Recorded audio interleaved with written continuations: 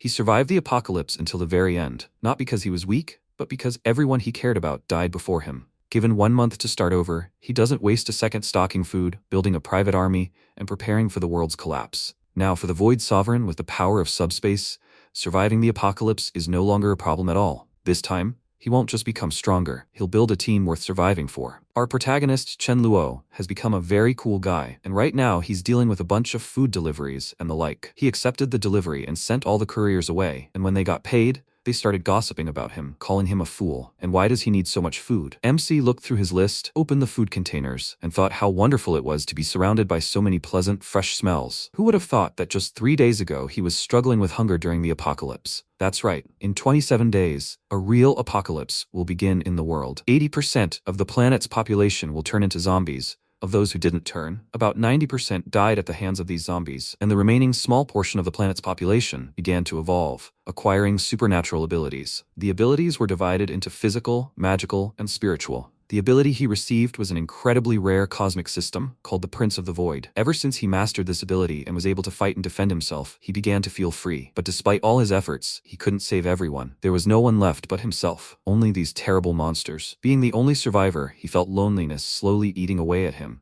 So he decided to end everything himself. When he died, he suddenly opened his eyes and realized that he had traveled back in time exactly 27 days before the apocalypse. Although his other abilities had disappeared, the system he mastered in his past life remained with him. Now he needed to think about what he lacked back then: resources and food. Food is a person's primary need. How could one live without it? Thanks to his ability, he had a space where time stood still. Rat keeping the food fresh. How could he miss the opportunity bestowed upon him by heaven? He was distracted from his thoughts by a call from his uncle, Chen Jianan, asking him to urgently come to his company to discuss something, and he thought the time had come. But this time, he wouldn't be so naive. As soon as he joined the company, his uncle started scolding him for selling 3 billion yuan worth of shares in one. How could he not tell him about it? Did he really disrespect him? If he was threatened, he just needed to blink. If he had any difficulties, he should tell him. Chen Luo silently noted that he really was a natural-born actor. When the disaster happened, he heard with his own ears his son say that he was the one who staged the car accident that killed his parents, and then set about embezzling the shares they left him. But he could have lived his life thinking that he was a good person. He told him that no one was threatening him. He just had a premonition that pork prices would soon rise to 50 yuan per pound, so he could multiply his billion to 5.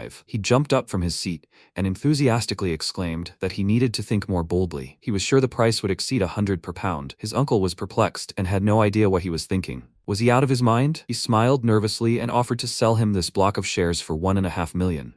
But he immediately refused, citing the fact that he had already signed a contract with the buyer and it would be impossible to buy them back. He heard a ringing sound from his pocket. He apologized to his uncle because he needed to answer a phone call, and he said that everything was fine, after which he thought, how dare this idiot sell shares without saying a word to him? He needed to teach him a lesson. After leaving the office, MC answered the call. A man told him about the discovery of a black dog with a torn ear.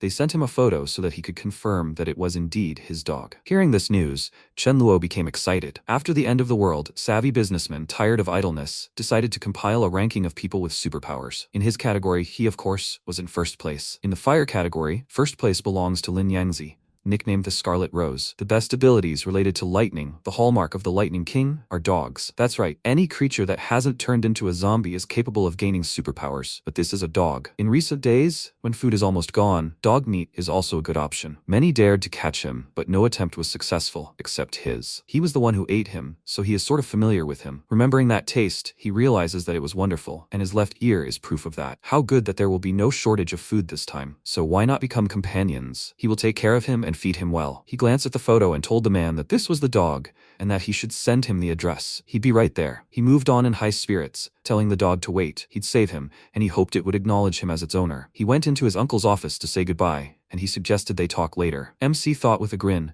it's just a shame he won't have the chance to chat with him again in this life. He and his son will die in the apocalypse, he promises them. An hour later, he reached a restaurant specializing in dog meat. He immediately saw the dog in its cage and remarked on how pitiful it looked. Where else could one find such a formidable dog after the end of the world? He crouched down and told the dog not to be afraid. He'd save it. After which he called the restaurant owner in a displeased tone. He approached him with a kind smile and asked how he could help him, and he pointed to the cages and exclaimed, He steals dogs and still dares to ask what he's interested in? If he hadn't noticed in time, his dog would have been on a plate. The man was perplexed. He thought they were mongrels. Why does a dog have an owner? Is he deliberately asking for trouble? He told him that he buys them legally. Mongrels all look the same. Is he sure he's not mistaken? Chenluo took out his phone and said that since everything here is legal, he will call the police to check it out, and he rushed to his phone, indignantly exclaiming that this is unfair. He started to threaten. Then MC grabbed his arm and kicked him under the knee so that he fell, and he thought, he trained for over 10 years. Why should he be afraid of him? He let him go and asked if he wanted to do something else. The man fell to his knees before him and folded his hands in pleading, begging him for mercy. It was his mistake. He really didn't know it was his dog. He'd bring him the dog today, but he had no money. Chenluo agreed, but only because of his good behavior. If he returned the dog, he'd forget everything. The man, with tears in his eyes, pulled the dog out of the cage and thought, even though he wanted him to go broke, it would be better if he used him some more. This was such a great plan. The man kindly brought the dog to him, and he named him Blackie, saying they were going home. Looking into the dog's eyes, it seemed to him that he had a soul. He wondered if he understood human speech, and the dog really did. He was surprised by the name he gave him and thought, should he follow him? MC was then convinced that he really did have intelligence, which meant he had successfully tamed the lightning warlock. They got into the car, he petted the dog and said that in the future it would follow him everywhere, and from now on, he would call it Warlock. He thought about how the dog would like him, and decided to buy everything he needed for his upbringing first. Time passed, and he reached the house guarded by Sudaju, his faithful friend, and he was very happy to meet him. In the past world, while he was studying the way of emptiness, he always covered for him. In the end, thanks to him, he was saved and he was killed. But in this life, he definitely will not deny himself anything. He called out to him and invited him to go play after work in the evening, but he refused, since his mother said that men should not learn bad things. He asked what else she said, and he answered, when someone shows him excessive kindness, they probably have ulterior motives. These words made him feel uneasy, but he consoled himself with the fact that in this timeline, Daju does not yet know him, and that is normal. The apocalypse happened while he was on duty, and when the incident happens again, they'll probably become close friends. He went into the house, showed the dog the huge bath, and said it was his home now, but first he'd give him a bath. They both climbed into the bathtub, and while he was rubbing the dog with a washcloth, he began to think. He could never have imagined that, having been reborn, he would look so much like an old man. In the whole world, there's only one left. He's pretty sure there'll be a wave of superpowered strongmen in the future. Otherwise, he'll just organize a meeting place. He'll recruit them, along with Warlock, to become brothers under his command. It's a good thing he can still replenish his powers through teleportation. He's no match for open combat. But if you build a gathering place, then there will be the issue of resource extraction. From grain, salt, fruits and vegetables, to electricity, medicine, weapons,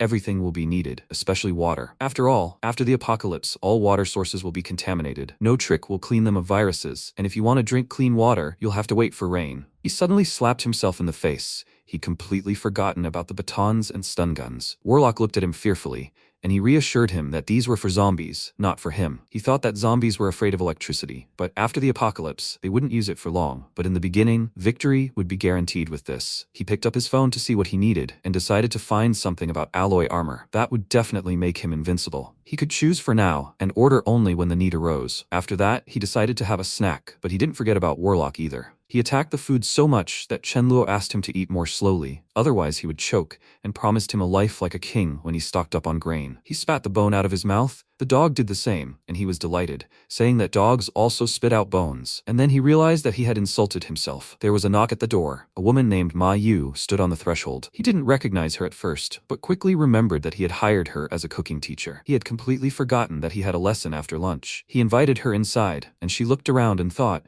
he pays 50,000 for a month of simple cooking lessons. At first, she was afraid that he would be some kind of swindler, but looking at him, she could calm down. Can't he attract beautiful girls? Or is he trying for her? He led her into the kitchen, pointed to the table, and said he'd already prepared the necessary utensils and basic ingredients, just as she'd said. He wasn't confident in his survival if he couldn't cook anything with so many ingredients, so he'd better spend a huge amount of money now by hiring her as his cooking teacher. She rolled up her sleeves and decided to get straight to the lesson. Today, she would teach him how to cook sweet and sour ribs. He glanced at her with a suspicious smile and decided to give her her salary in a month, after which the lesson began. He cooked under her careful guidance, and when he made mistakes, she sternly scolded him, and for good reason, since he couldn't even tell the difference between sugar and salt. Finally, the dish was ready, but it looked like it was meant to be used as a poison. Despite this, Mayu said they were making progress, and he asked her not to reassure him. Even Warlock wouldn't eat something like that. He nodded, agreeing with him. He had no grudge against the owner, so why did she want to poison him? Mayu honestly said that everything was bad,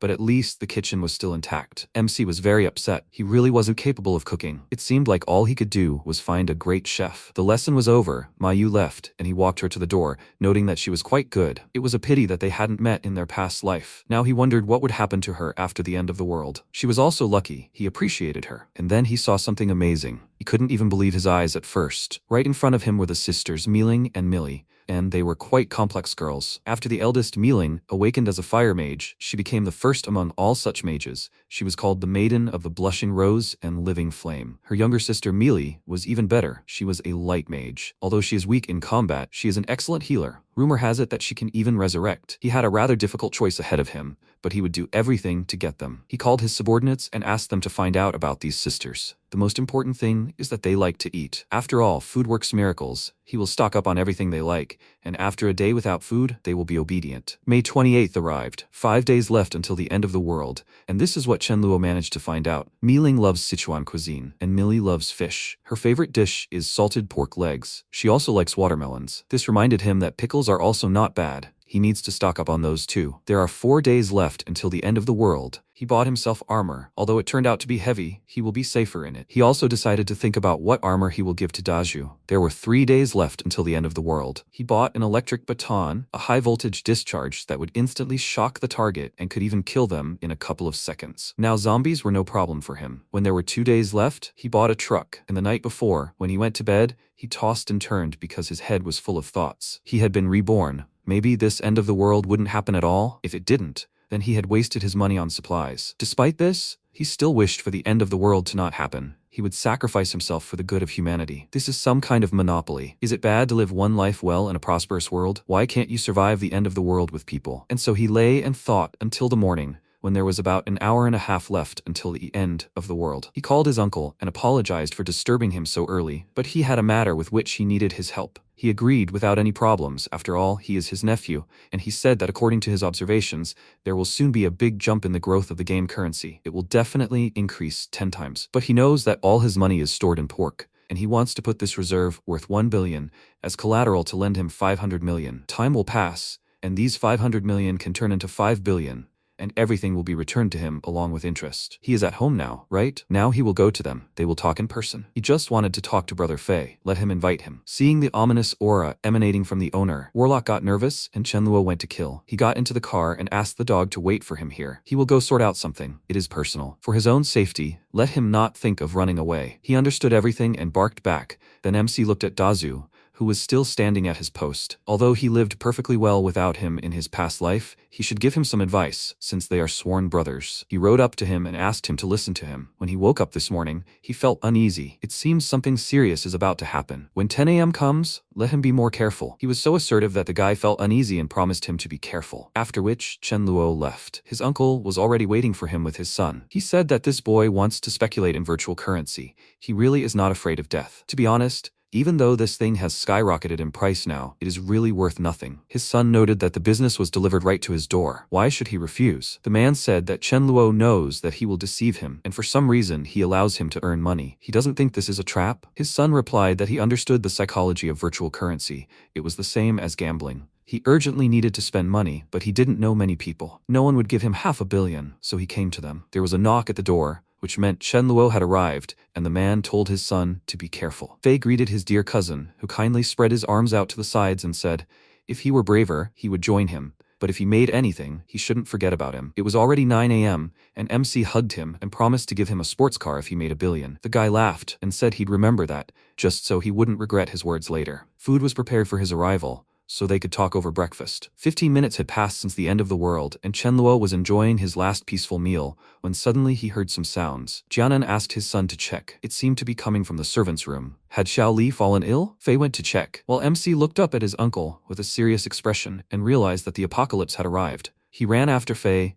and said that he would also go and check if everything was alright, and if anything, he would help him send her to the hospital. He thought to himself, it looks like they both really are destined to die today. Meanwhile, Fei opened the door to the servants' room and saw a disfigured woman bending over the body of another worker, and a pool of blood had spread beneath it. At this sight, he recoiled in fear and fell, and then she rushed to him. He panicked and rushed to close the door, and just as he was about to close it in, Chenluo grabbed the door and, with a calm smile, said they came to check what was going on. How could they see it with the doors closed? Fei started to get indignant, and then he hit him with a stun gun, telling him not to worry. He wouldn't let him die that easily. After that, he opened the door, released the zombie, and it pounced on the guy and began devouring him alive. Jianan came running at the noise. He was horrified that Chenluo had decided to kill his son, albeit not with his own hands, and vowed to do the same in return. But he attacked him with a taser and told him to act. The man was very scared. He closed his eyes, and MC laughed at him, asking, "What's wrong? And how is he going to block the current?" When he lost consciousness, he said with a disgruntled tongue. Even looking at him hurt. Fei finally woke up. The zombie continued to eat him, and he crawled toward Chenluo, begging him for help. Chenluo asked him to be quiet and not throw a tantrum. Fei reached for his shoe, MC waved him off, and said that his father was lying on the floor. Hearing this, Fei began to insult him in every possible way, and he clicked his tongue in displeasure, saying that he couldn't enjoy such a stunning scene alone. He shocked his uncle to wake him up, and seeing his son suffering, he began to beg Chenluo to save him. Since he was his cousin, he admitted that he secretly tampered with his share, but Chen Fei knew nothing about it. He was innocent. MC noted that he had already done it. What did he have to apologize for? The man looked up at him in shock and wondered why he was asking. Did he really already know about this? Chenluo grabbed him by the clothes and asked, "Have you thought about the answer?" His son wouldn't last long. Jianan panicked and asked him to save him, and then he might decide not to call the police, otherwise he would be in big trouble. MC gave him a displeased look, saying that he had given him a chance. The man called him an inhuman animal, exclaiming, "Is he really thinking of killing his uncle and cousin with his own hands?" He hit him back and noted that this was the voice of the man who killed his father. Seeing that he was failing, he took him into the corporation, and in response, he secretly killed him. How could he even have the decency to say such a thing? The zombie had already grabbed Fei's throat. His father called out to him worriedly, and then told Chenluo that he was his father's brother. He had helped him a lot, and what was the result? He only gave him 10% of the shares and sent him out to beg, so he deserved to die. And with today's technology,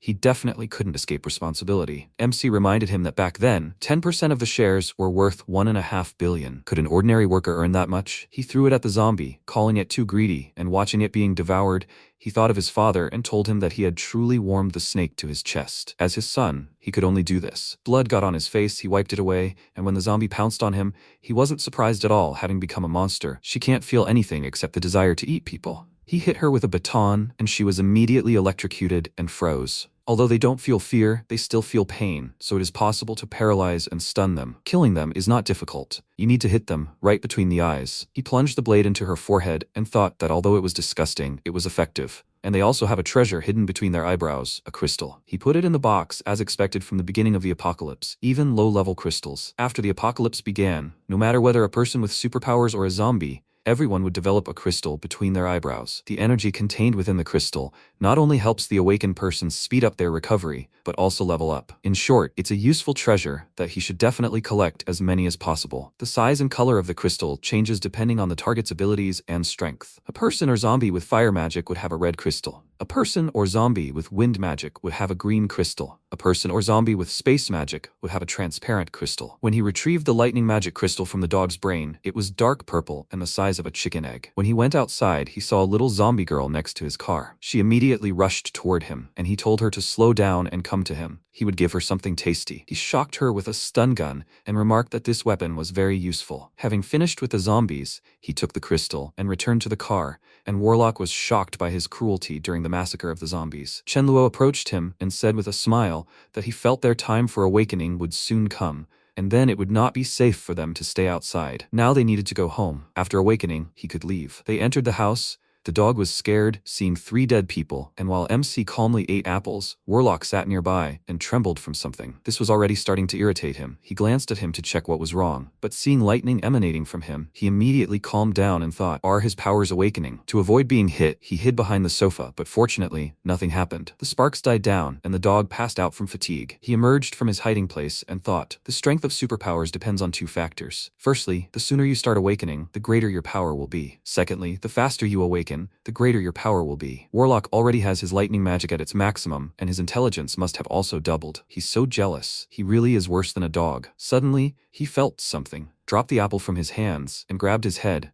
saying that it hurt so much that it seemed like he was awakening too. He crawled to the couch, sat up, and concentrated on his sensations, then suddenly opened his eyes and waved his hand, throwing an energy projectile at the wall. Warlock was scared, and Chenluo thought that everything was bad. That spatial ball attack had used up a quarter of his strength. He wouldn't even be able to kill a zombie with that attack. First, he needed to absorb the crystal and level up. During the end of the world, people with superpowers were divided into 10 levels, and there is also a royal level, which is higher than 10. In his past life, Warlock and Lin Yangzi were royal levels, like him. But after he absorbed Warlock's crystal, he rose to another level. But at that time, he didn't understand what the benefit of this was. Without food, drink, entertainment, and people, there was no point in him staying alive. It was better to die. After a short meditation, he opened his eyes. If he absorbed 20-odd crystals, he could rise to level 2. After warming up, he approached Warlock and advised him not to simply throw lightning bolts, but to try to concentrate and accumulate power in his throat, and then throw it wherever he was looking. The dog followed his advice. He released lightning from his mouth, and MC patted him on the head and praised him. As a reward, he led him to the cold storage room, where he would give him some treats. With the house business done, they headed out to the city,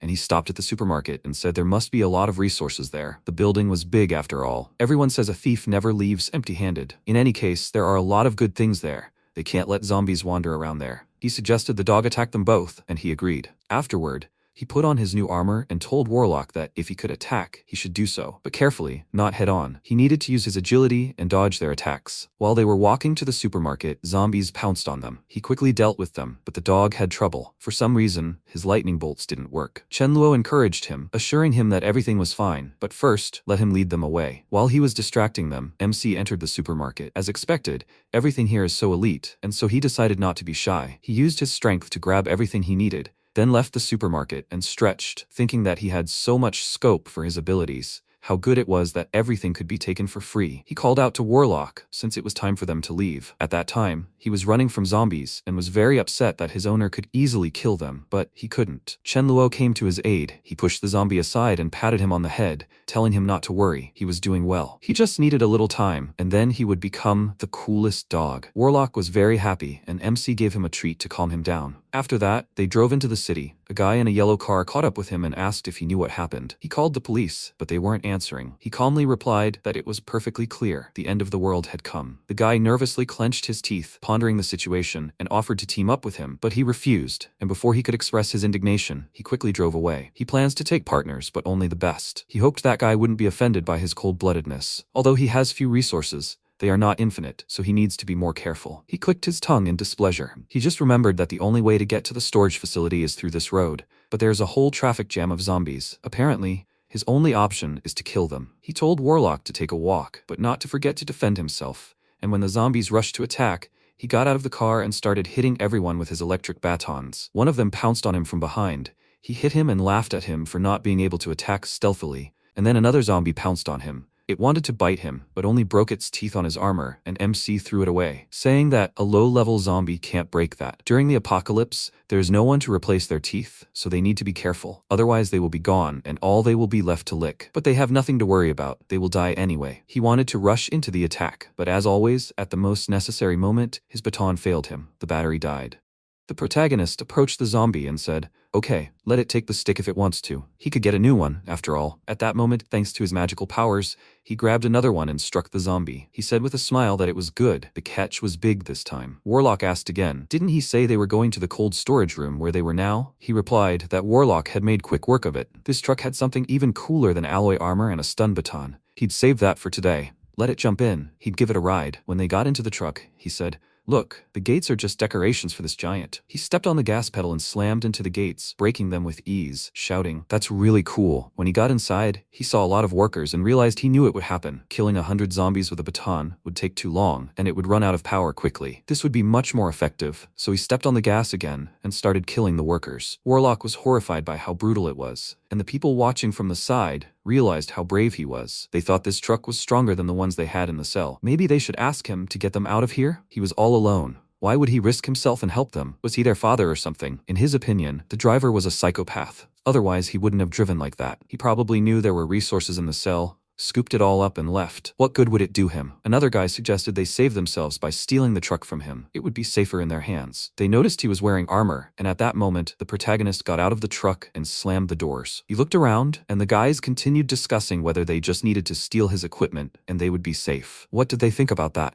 The other guy would answer yes, they'd steal it from him. This guy was thinking of taking all the resources from the cell, but they wouldn't allow it. Chen Luo placed his hand on the head of one of the dead people, and the same girl who had greeted him and thanked him for killing all the zombies and saving them approached him. He was surprised. Was she thanking him? And now she just asked him to take her away? The girl asked again. Was he the only one here? He replied, yes. The three of them were the only ones left. Chen Luo thought, first she'd thanked him, and now they'd beat him? The guys approached him from behind and grabbed him by the shoulders. One of them said, don't resist me, and told them not to worry, because they wouldn't touch him. He was perplexed and thought that in a bad environment, the ugly side of humanity is revealed 1,000 times more. During an apocalypse, kindness is the safest and most destructive. The guys noticed Warlock and asked, where did this one come from? It seemed uninfected. Chen Luo realized he no longer had to worry about exposing himself with his spatial abilities, and at that moment, he used his magical powers to attack these strangers. After all, the dead don't talk. The people began to tremble in pain after his magical strikes, and the girl exclaimed at him not to kill her. He was surprised.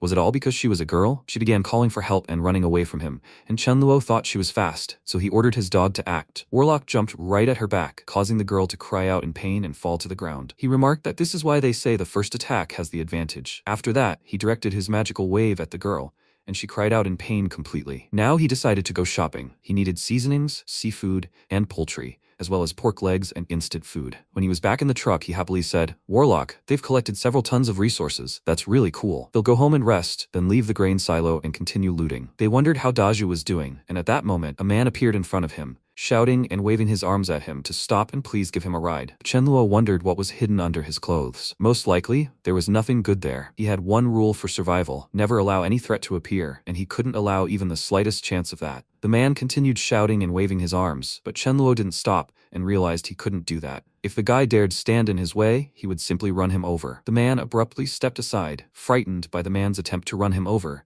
and began screaming in anger. He should wait for him, because as soon as he got the chance, he would kill him. Chen Luo was surprised. He wanted to stab him? In that case, he'd asked for it. Usually when someone gets angry, they say something bad behind someone's back or do something nasty, but during the end of the world, after awakening their abilities, everyone had the chance to kill. He turned to Warlock and asked, did you hear what he said? He said, eat dog meat. He thought, although he didn't understand human speech, he was sure he hadn't said dog meat. At that moment, the guy grabbed a baton and ran toward him, shouting that he would deal with him, when he suddenly saw Warlock jump out of the truck, shouting for him to watch him beat his dog. At that moment, he swung the bat and no longer cared whether he ate dog meat. If the owner said he would die, then he had to die. Suddenly, Warlock opened his mouth and released a magical bright energy that enveloped the guy's entire body, and he began to scream loudly and could not move. Chen Luo told him to finish him off and not use lightning. He smiled and said that if he hesitated during the battle, he would meet his death, and that only by adapting to the apocalypse could he survive. At that moment, Warlock bit the boy on the neck, drawing blood,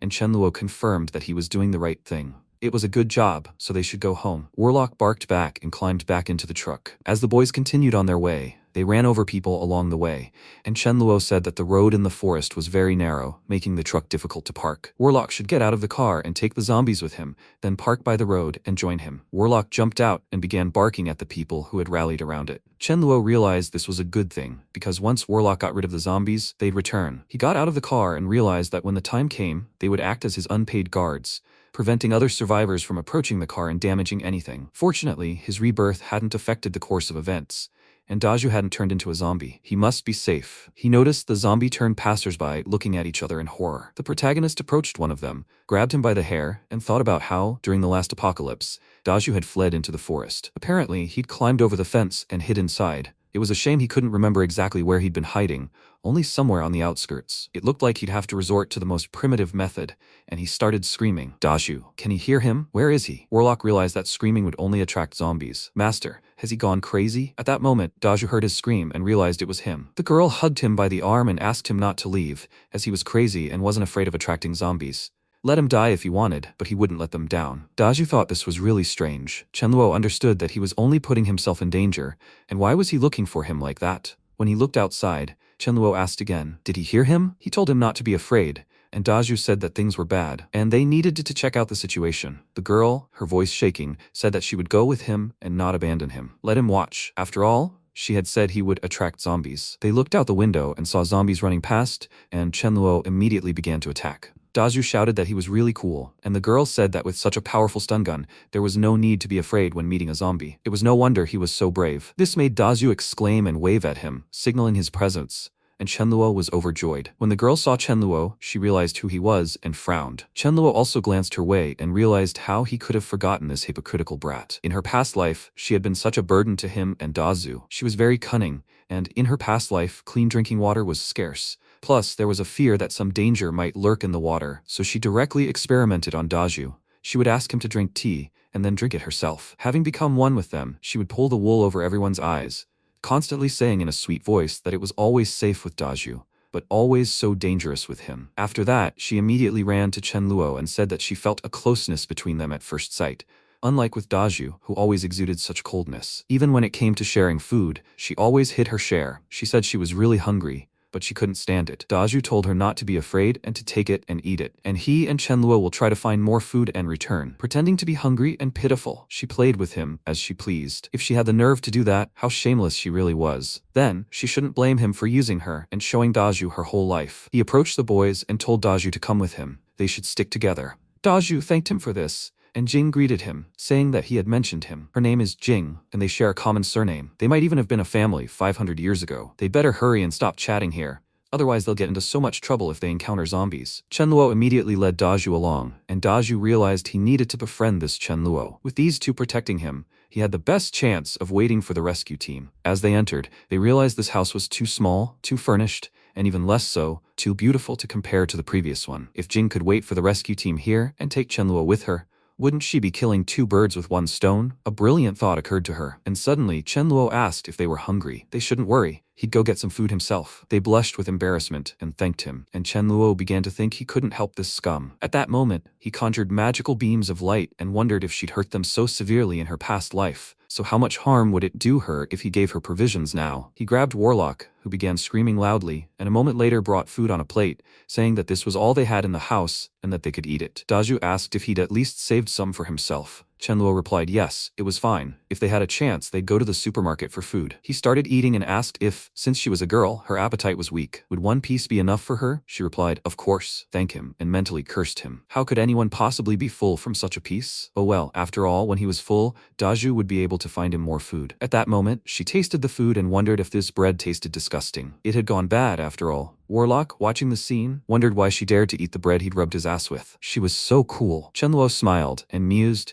that although this prank was too simple for her, it was just to get to know her. He needed to rip off her mask and get rid of her as quickly as possible. He explained that zombies were everywhere now, and they needed to figure out how to get to the supermarket to stock up on supplies. Daju immediately stood up and offered to go with him so he could cover for him. If he was so worried, he could bring a baton. He just needed to be skilled, and the zombies would definitely be able to injure him. That was a good option. The baton had enough ammo to kill 4 zombies. Chenluo replied that, in his opinion, the zombies at the supermarket in this area wouldn't stop, so they needed to come up with a better option. He asked Jian if their bodies were fragile, and she was a pretty good runner. She would lead the zombies away from them. He and Daju will go to the supermarket for supplies, and then they will all meet at home. Jing was dumbfounded when she heard this and was surprised. Is this what she should do? She said with tears in her eyes that she had been sickly since childhood, and she is not a fast runner. Aren't they sending her to certain death? He asked again. Then let her tell what she can do? He'll distract the zombies while she and Daju go get supplies from the main office. She replied that it was not that she did not want to, but since this morning all she had eaten was the piece of bread he gave her. She was afraid that she had no strength left, and she did not want to drag them into trouble. He replied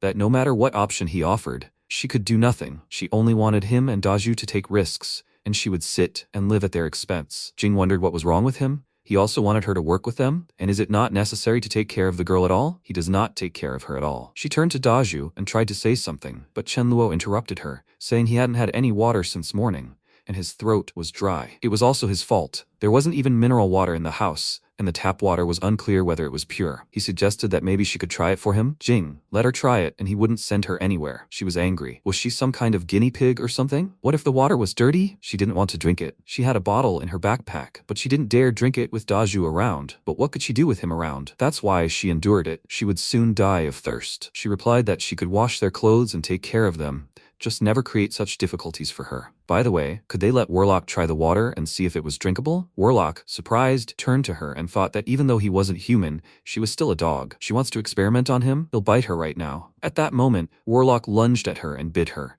causing the girl to panic and cry out in horror. Warlock ripped her backpack open, spilling food and water. Chenluo smiled and said she'd brought a lot of useful things. He'd wondered why she was so protective of that stupid backpack, but it turns out she was hiding food in it. She probably wanted to eat quietly after they left. He smiled and realized he still hadn't gotten used to her disgusting face. This made Chenluo laugh and say he was so hungry he wouldn't be embarrassed. Daju, isn't he full? Let him eat, and they'll go get supplies. Jing looked at Daju's reaction in horror and realized he'd constantly risked his life to save her. And what had she done? How dare she lie to him about not having food, when she obviously did? He frowned and realized that if she didn't want to share with him, then he wouldn't stand on ceremony with her. At that moment, Jing, with tears in her eyes, began screaming at him not to eat it because it belonged to her. Let her go. Chenluo tripped her, causing her to fall to the floor and start screaming. What kind of men were they if they mocked a girl? Chenluo considered letting her go and asked the zombies if their gender mattered, but even seeing her true face, Daju, wouldn't be enough to understand human nature. He needed to be tougher with Jing. Chenluo turned to her and asked why she was crying. Only after they ate would they have enough strength to search for resources, right? This time she wouldn't go with them. If they ate her food, then when they came back, they would give her double. Jing was right in her thinking. She couldn't quarrel with them right now. Anyway,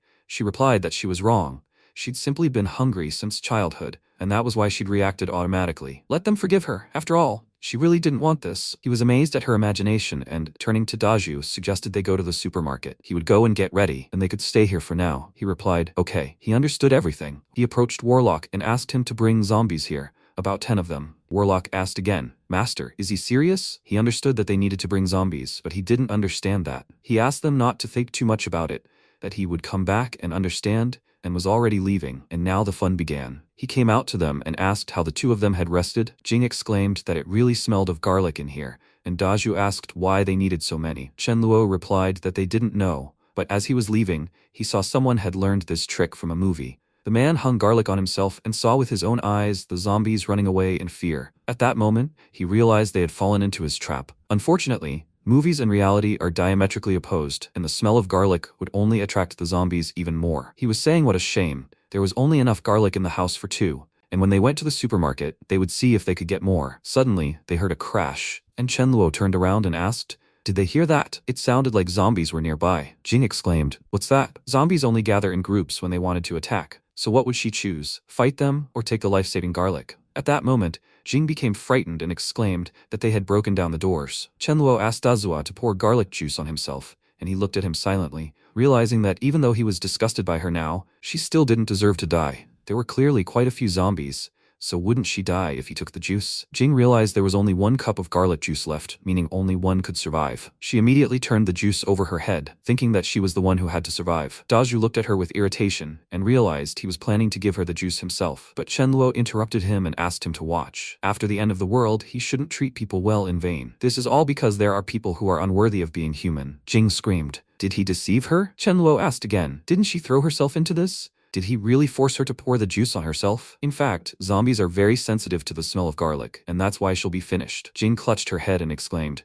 no, that's not true. He lied. She just wanted to survive. What's wrong with that? Chenluo replied, no, it's not true. But the bad thing was that she took advantage of people's decency and mocked them, especially his friend. As she said, they just want to survive. Would it be a mistake to sacrifice her? Chenluo realized she would soon die, and the dead don't tell secrets. Later, he would honestly tell him that his spatial abilities had awakened. She began to scream in a trembling voice. He had prepared in advance. It was no wonder he boldly poured the juice on himself. Chenluo told Daju to find a room where he could hide. Right now, he was just a burden. Jing began to beg Chenluo to forgive her, because then she would do whatever he wanted. He replied that he wanted her to die, and once she died, he would forgive her. Jing exclaimed angrily, what wrong had she done to him that he had been putting a spoke in her wheel from the first time they met? At that moment, monsters appeared behind her, immediately grabbed her with their claws, and dragged her away. After this situation, Chenluo looked around and realized he had miscalculated. He had lived in this house for 10 years, but today was the worst day. Dazu looked at the destroyed Jing, and Chenluo told him they didn't have time to pine over her, and couldn't possibly continue in this state, so let him help him retrieve the corpses. Half an hour later, they dragged all the destroyed zombies outside, and realized they were done with them. It would be nice if Chenluo had a maid to help him clean up all the blood. Come to think of it, Mayu was normal, pretty, and worked quickly. The only question was, did she survive? Chenluo no longer cared whether Mayu was alive. Let her suffer a little first, and then she would wait for him to come to her. She can easily do all the errands, but first of all deal with the bloodstains. He definitely didn't want to do that, and if he handed Daju over, he'd be embarrassed to rest, so that left only one option. He called Warlock and told him to follow him. He's so handsome, and so good with water. The rag is so clean, the entire floor is made of real wood, and he'll definitely wring it dry. In short, he hands him the very important task of cleaning the entire room, and once he's done, he can eat. Warlock was upset with his master and picked up the rag. Daju turned to Chen Luo and asked him to go to the supermarket for supplies. And Chen Luo replied that it was nothing special. No need to rush. He had something better up there, so he suggested they go upstairs and eat there. When they got up there was a huge amount of food, and Daju exclaimed, "Did he just pull all this out of thin air?" Daju was incredibly surprised by everything that was happening, and Chen Luo asked again, didn't he feel any changes in his body? Daju replied that he had a slight headache in the morning, but then he felt quite strong. These kinds of changes actually happen before the end of the world, and he had experienced them too. His transformations are power magic, and his is spatial magic. Chen Luo suddenly discovered he could control space and could always sense when a disaster was about to happen, which is why he had so little in reserve. He demonstrated his magical abilities to Daju, and he replied, "So that's what it is. This explanation is more logical than reincarnation. He must believe it." Chen Luo raised his glass and said he had a premonition. They will become brothers. He suggests that no matter how much they have, the world is big, and they will eat as much as possible. Daju replies that there's too much. They won't eat it all. Maybe they should leave some. It's enough for the two of them. Chen Luo replied that everything is fine, and if they don't eat, they have Warlock, who hasn't eaten yet. Warlock reflected that when he was outside, he ate fat, not to mention lunches. Thank him, master. But is it really true? Warlock should mop the floor? Chen Luo approached Daju and said that since he'd eaten, he'd give him a crystal, and that he should try to cultivate its power so he could increase his own strength faster. Daju asked again, where did it come from? He replied that it was from zombie brains, and Daju exclaimed, "It's disgusting." Chen Luo patted him on the shoulder and told him to go to his room and absorb the crystals. If he couldn't stand it, he should stop immediately. He should no longer call him by his formal name. He could address him more simply. Daju thanked him for this, and after a while, the protagonist found himself in his bed, musing that this was strange. Given his past experience, he thought he could absorb 8 crystals at a time, but now that number had already reached 20, and when he did, his head suddenly began to hurt intensely, and he wondered if he'd really leveled up. In his past life, he'd spent a full 14 days leveling up, but now, on the first day of the end of the world, he'd reached level 2. His superpower is level 2 spatial magic, and it seems he can absorb crystals further. But what's his maximum now, and where can he go? After he clenched the crystal in his hand and straightened it, he realized that not only had he absorbed 42 crystals, but he had also managed to assemble a void sword. Although he couldn't hold it for more than 5 seconds, he had the power of a void sword in his past life at level 7. If this continues, then in his past life, he was only able to control the void path at level 9, and who knows, maybe now, at level 4, he'll be able to use it somewhat. And then, at the royal level, he'll be able to control the dimensional blade, and that will also be earlier than planned. This is very exciting. The next morning, he went out to Daju's floor, and Daju greeted him and wished him good morning, saying that everything worked out as he said. He had much more strength, and he was basically feeding on all the crystals. Warlock started barking with joy, and Chen Luo asked again, "He ate 9? That's pretty good, and luckily not 99, or he'd bark forever." Daju was surprised. Had he eaten much more than him? Chen Luo asked him not to underestimate Warlock. He was very talented. Let him try on this armor, and after he'd had breakfast, he'd go with him to the granary. Daju agreed, and after a while, they left the house together. Chen Luo pointed to the side and thought free guards were cool. Daju told him there were so many zombies they couldn't possibly do anything, but before he could finish, Chen Luo told him not to attack. They were free labor and let Warlock distract them. Warlock started barking loudly, and Daju asked why he thought Warlock was so much more important than him. Chen Luo asked him not to compare himself to a dog. Even he couldn't do what he could do to a dog.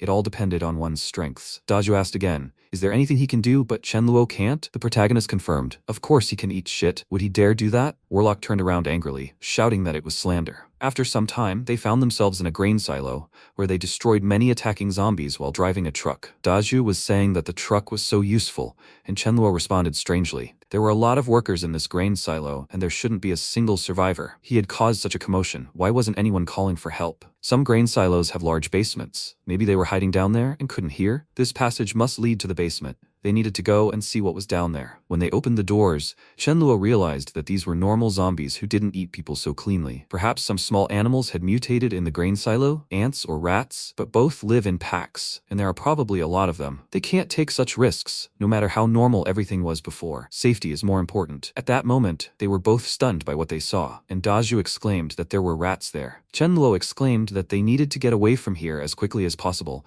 and the rats stopped chasing them. Chen Luo warned the dog to remember safety when he reached a rat and also ran away. The rats followed them, squealing, asking where they were going. Chen Luo and Daju ran as fast as they could, but one of the rats caught up with the protagonist and bit him in the back. He fell to the ground and cursed, causing Daju to say that things were bad for them. He cursed and shouted that Daju should never hesitate when fighting. At that moment, the rats attacked and they began to fight together thanks to magical powers. Chenluo thought that fortunately, the stun gun had enough power to kill them, but the Rat King didn't. He looked around and realized that this rat was clearly a mutant. It doesn't really matter whether a survivor or a zombie is mutated. Everyone's strength gain should slow down. But there's always a special mutant whose strength has skyrocketed due to overexploitation of their life potential. And the bigger they grow, the shorter their lifespan. But meeting a survivor really feels like stepping in dog shit. How unlucky he is. Daju collapsed to the floor from trying to fight the rats, and suddenly he realized this was his chance. He slashed at the rat and screamed for it to die. But the rat responded loudly, screaming that it was useless, and opening its mouth. Suddenly, a bright light appeared behind him. When its teeth touched his body, he realized that one more bite would pierce his armor. Chenluo entered and realized that the Rat King was at least level 3, maybe even level 4. A simple technique, there's no way he could kill them all in such a short period of time. If he hadn't reached level 2 yesterday, he would undoubtedly have died by now. This rat believed it would first bite Daju, and then him too. Chenluo realized that in that time, all he could do was rely on the Void Sword and let it die. He used the magic sword and pounced on the rat, which turned around in fear. Chenluo asked, "Is it trying to escape?" A bright, rather large crystal appeared in his hand,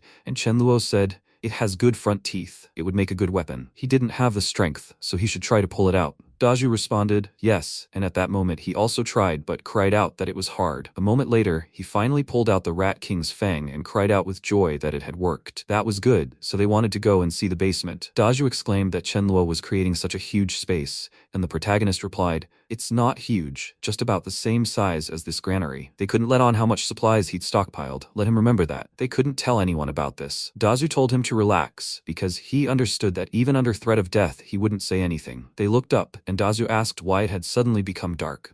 MC said, "He must have passed out. Time is short, it's time to go back." After a while he said, "Daju, today's fight with the Rat King was very dangerous. It will be safer to level up. Judging by the speed at which he is currently absorbing crystals, he needs at least 3 days to reach level 3. In the meantime, to avoid getting bored, let him play games or watch movies, okay?" Daju replied, "No problem." Chenluo went ahead and said, "They agreed, and now they will go eat." 3 days later, MC said, "Warlock, let him wash some more dishes." He looked at him and thought, "What an idiot." Chenluo took a sip of water from a bottle and said, "For these 3 days, he has become a slave to passions, lost the meaning of life, and is tired of existing." Warlock, he understood correctly that he reached level 2 yesterday, right? Warlock barked in response. MC said, "As they say, a good dog can't train itself. He needs to go find a zombie to get his paws exercised. Let him see if he can practice his new lightning skills." Warlock walked to the door, and Chenluo told him to wait. Warlock turned around happily and thought, maybe he shouldn't leave. He was worried about his safety, that's why he called. MC came up to him and said he collected 2 bags of trash. On the way, he needs to throw them in the cesspool. Warlock thought, well, he shouldn't even be considered a dog. MC exhaled and said not to make him worry so much anymore. He can pick up the trash and throw it out anytime. He's a grown dog. He's not giving orders. He himself doesn't know how to make him do it. Daju thought, poor Warlock. MC thought,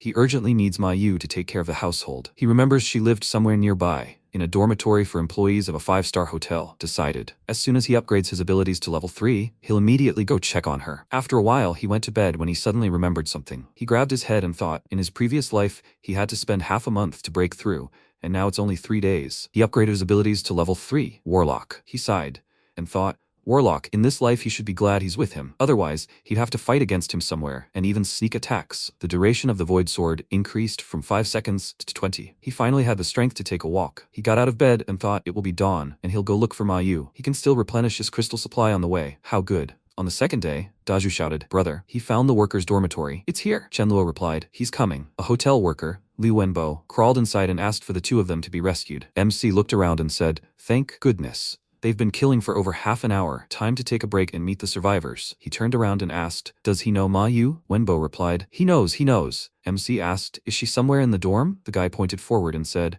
she lives there, but she's not there right now. On the morning of the disaster, there was a commercial conference, and she was called there to cook. Chenluo grabbed him by the vest and told him to lead the way, so he could be of some use. After a while, in Linier's cold storage room, the influencer put her hand on Mayu and asked, didn't she hear her? Believe it or not, after the rescue, she'll file a complaint and lose her job. The hotel manager said, Mayu, Linier is an important guest of their hotel. She heard, so she needs to go there. Yer started punching Mayu, and Mayu screamed, "There's no room for her. She's a human being too. She needs space." Yer grabbed her by the hair and asked, "Dare she oppose her? Does she even know who she is?" Mayu screamed in fear, and Li Lin, an influential man in business circles, said he thought the remaining food wouldn't be enough for everyone. If she didn't listen, she should throw it out. Yer said she understood. If she was so ungrateful, then let her get lost. The hotel manager said, "Mayu, she can see there's not enough space. Let her think bigger.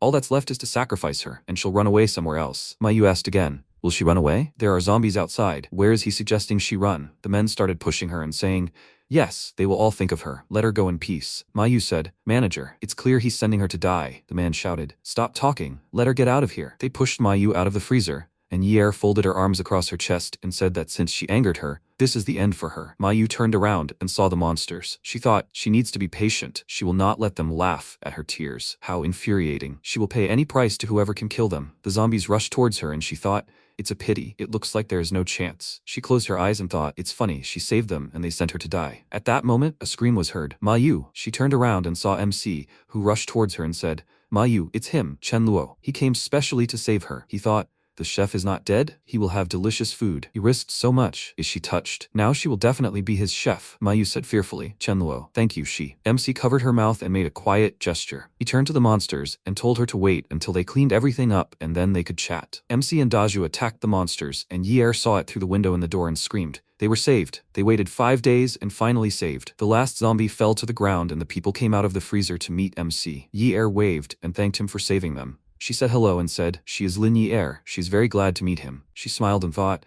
if they are also her fans, then that is even better. Chen Luo turned away from her and asked Mayu, what happened? Whatever it is, he will solve everything. He helped her up, and she burst into tears and said, Chen Luo, here, it's her fault. Why save them? MC turned around and said, so it was difficult to cope when everyone agreed. Li Lin apologized and asked if he could send him home. After this whole crisis is resolved, let him find him and get a job. Salary, 200,000 yuan a month. Chen Luo waved his hand and asked, did he have that much money? Daju hit him and shouted, he hates people like him the most. Those who repay kindness with blackened gratitude. Wenbo looked at him and thought, they are very brave. All of them are highly respected people. Aren't they afraid of revenge? Li Lin grabbed his head and said, even though they don't get along, let him help his friend blow off some steam. He just needs to send them somewhere safe. He can set any conditions. MC turned away and thought, it's a pity he has principles. Once he's his enemy, he won't miss the opportunity to kill him. Chen Luo said, even though they offended his man, they don't have to worry. He won't kill them. He'll tie them up, and whether they survive or not is a matter of fate. Li Lin screamed. Does it make a difference whether he does this or kills her? Is this even normal? Daju asked. So when they threw her out, they didn't think about this? And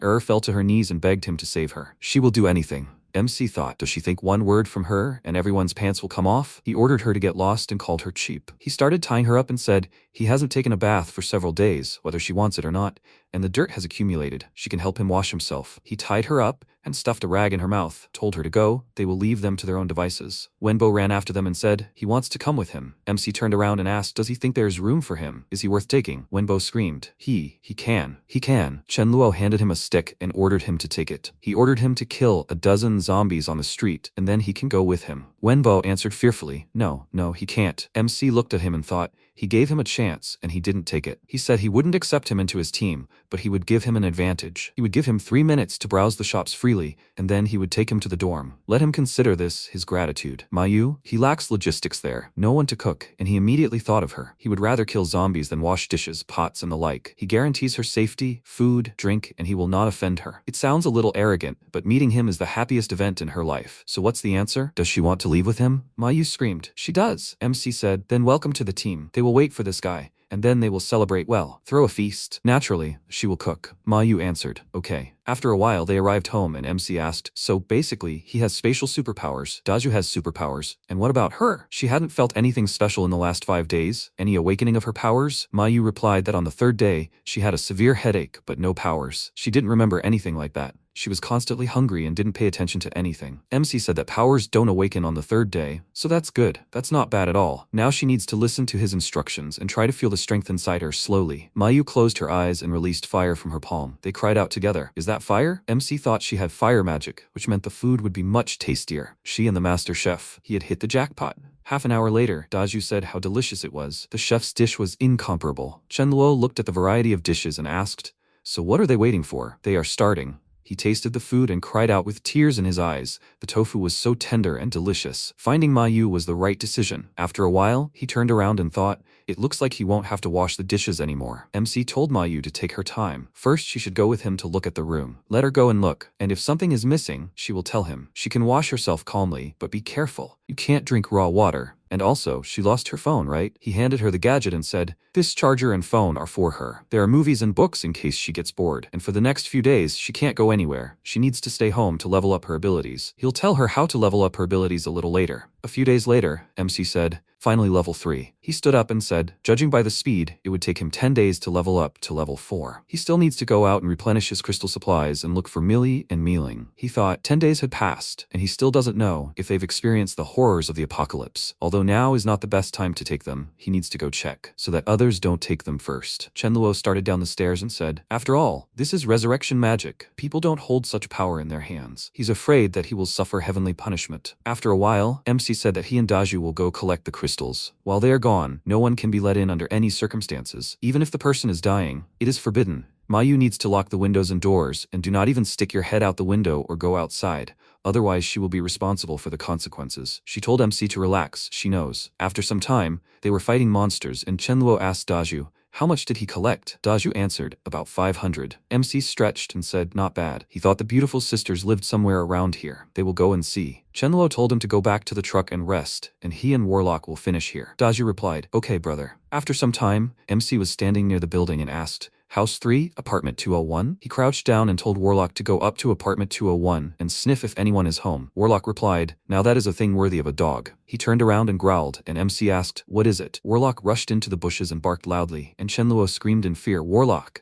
A loud meow was heard and a cat jumped out of the bushes. MC looked at her and thought, a cat? How beautiful she is. It would be nice to take her home. He screamed, Warlock, you can't touch the cat. She said, let this stupid dog finally let her go. Chenluo thought in surprise, that voice, a cat that can move the soul? What a coincidence, she needs to be taken. MC asked Warlock, why is he so rude? He picked up the cat in his arms and ordered him to let her go. Warlock thought, okay, it's his mistake. The cat looked at Chenluo and thought, she didn't touch him, didn't provoke him, and this evil dog took her and bit her. MC thought, really, he's very evil. The cat sniffed MC and asked, does he have dried fish? She can smell that there is. Chenluo thought in surprise, how did she know? Was it intuition? But he doesn't mind feeding her. After all, if she ate his food, then that means she's his cat. At that moment, an order was given to release her to Mifan. MC looked up and thought, Millie? Is this cat's name Mifan? Is she hers? But why didn't he meet this cat in his past life? And he hasn't even heard anything about sisters? Millie ordered him to give it to Mifan. Otherwise, he will regret it. Millie ran up to MC and snatched Mifan. She apologized to her and examined the cat. MC frowned and thought, it looks like the sisters are not together now. After all, if Mealing is here, then she definitely wouldn't let her take risks alone. Millie cried out in displeasure. Bye. Mifan stretched out her paws and mentally ordered to let her go. He has fish. She wants fish. If he has fish, then he is a good person. Millie asked, Mifan, what's the logic here? She walked up to MC and meowed. She hasn't eaten fish for weeks. Let him give her one. Chenluo thought, what should he do? Maybe he should take this opportunity and start courting the younger one? He squatted down and said, there's a big market nearby where there's fish. They'll go there. He'll take them. He picked up Mifan in his arms and asked Millie, will she join us to look for supplies? She asked again. She? Mifan meowed. Yes. She felt that this man had no bad intentions. He could be trusted. Millie said, but...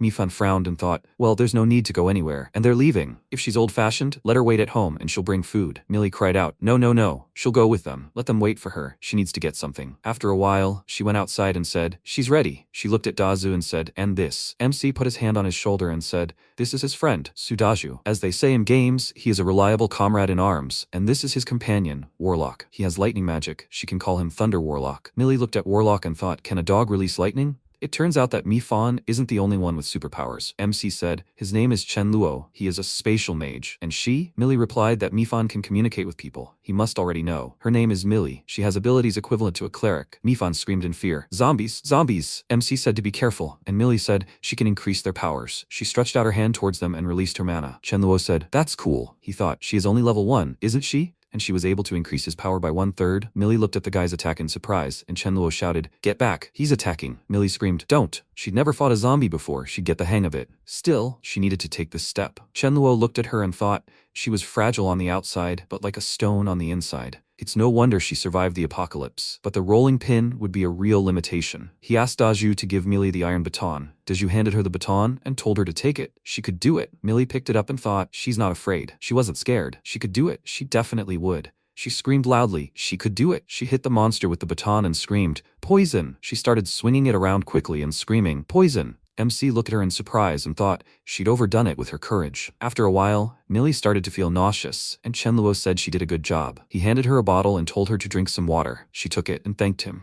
Mifan looked at them with displeasure and wondered how long they had fussed. Are they going to go get fish or not? A voice was heard at the market on the second level. They had cleaned up well on this level. MC told Millie to take the bag and take whatever she wanted, as much as she wanted. She happily replied, "Okay." Mifan mentally ordered him to quickly help her open it. "Please." MC wondered why he thought her abilities weren't just related to understanding speech. After all, such an ability was unique. It couldn't be mastered at the very beginning. He would definitely get such a rare cat. He still had fresh fish. Let her wait until they returned. He would cook her fish and sauce. Mifan jumped happily and thought, "Fish and sauce? She wants it." At that moment, Millie took a package of snacks and Warlock barked, reporting danger. Millie turned around and saw a huge monster in front of her. She screamed loudly, and the monster said, "Hunger, very hungry. He will eat her." Millie threw a bag in his direction and ordered him to step aside. She rushed to run away and collided with MC. He looked carefully ahead and thought, it's a mutant again. Judging by the appearance of this zombie, it's a devourer. He often met such in his past life. They have enormous strength, good defense, and they can also attack, using themselves as living bullets, and they can explode. It looks like he is level 3. Chenluo ordered Millie to hide behind him. "No need to be afraid. He is here," he thought,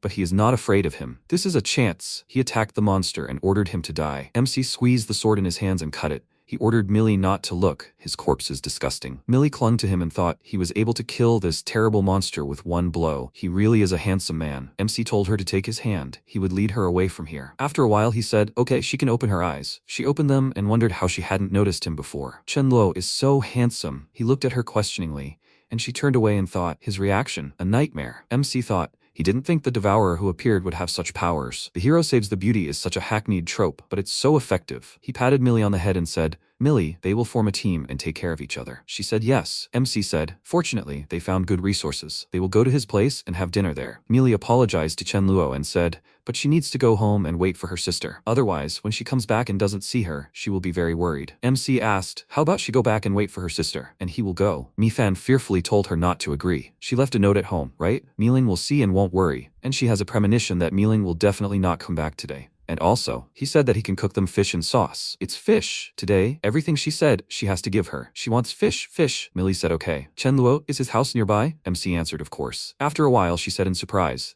Chenluo, it's only her first time with him, and he spent so much. MC smiled and said, it's okay, she's on the team, let her swoop in. Mifan thought the pink salmon was even tastier than she imagined. After a while, Millie thanked Chenluo for the treat, but she had to go home. She was afraid her sister would worry if she didn't find her at home. MC said it was late, but it was very dangerous now, and it would be even more dangerous for her alone. Honestly, he didn't care where they lived. Why don't he, Daju, and Miyu move in with her? He thought, and most importantly, he could wait for this beauty too. He said he wanted the room next to hers where no one else lived. They would move in right away. Plus, they would take care of each other. Millie replied, okay, but where's the care for each other? It's clear that he cares about her. Chenluo said, okay, then it's decided. MC said, Dashu, Mayu, Warlock, let them pack up. They're moving. After a while, he said, they've arrived. You need to be careful when going out. Millie asked, Chenluo, will everyone be staying with her? She has 4 bedrooms and 1 living room. They'll fit just fine. If no one minds. MC smiled and thought, this is a great opportunity to be closer. He said, okay. At 10 o'clock in the evening, they were eating watermelon. Millie looked at it and thought, there is danger everywhere outside now, but Chenluo is protecting her. He not only fed her, but on the night of the power outage, he brought her light and her favorite watermelon. She hugged Chenluo and said that she thought the happiest moment in her life was meeting him and her sister. MC smiled and thought, his charisma is high, he won't succeed either. He said, they are friends now, they should protect and cherish each other. No need to be so polite to him. He thought,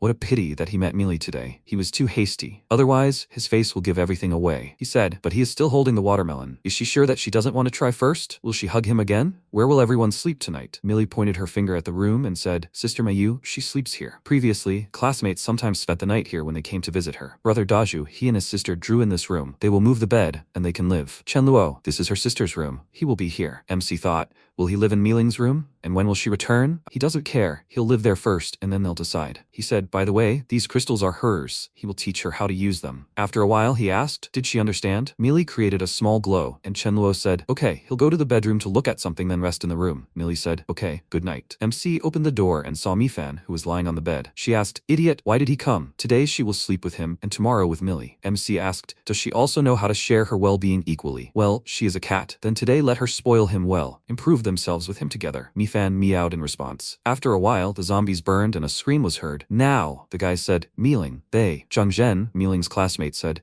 Mealing, they wouldn't dare. Maybe she's better. Wang Xinwu stood next to him and looked at Mealing, the maiden of fire magic. She thought discontentedly, idiots. They could only hide behind her back. Zhen screamed, zombies. Mealing thought irritably. She was fed up with them. She quickly attacked the monsters with her fire mana and thought she had expended too much firepower. Even having risen to the 2nd level, she cannot endlessly fight so many zombies. If even she survived with such difficulty, then what about her fragile sister? Did she die of hunger at home, or was she eaten by zombies when she went out to search for resources? Jen asked, Mealing, are the zombies dead? Where will they go now? Mealing pointed her finger forward and said, that way, they will arrive faster. Xinwu said, okay, then they will continue. Mealing thought, Millie, my sister specially left her a chocolate bar, so she must survive. She must hold out until she arrives.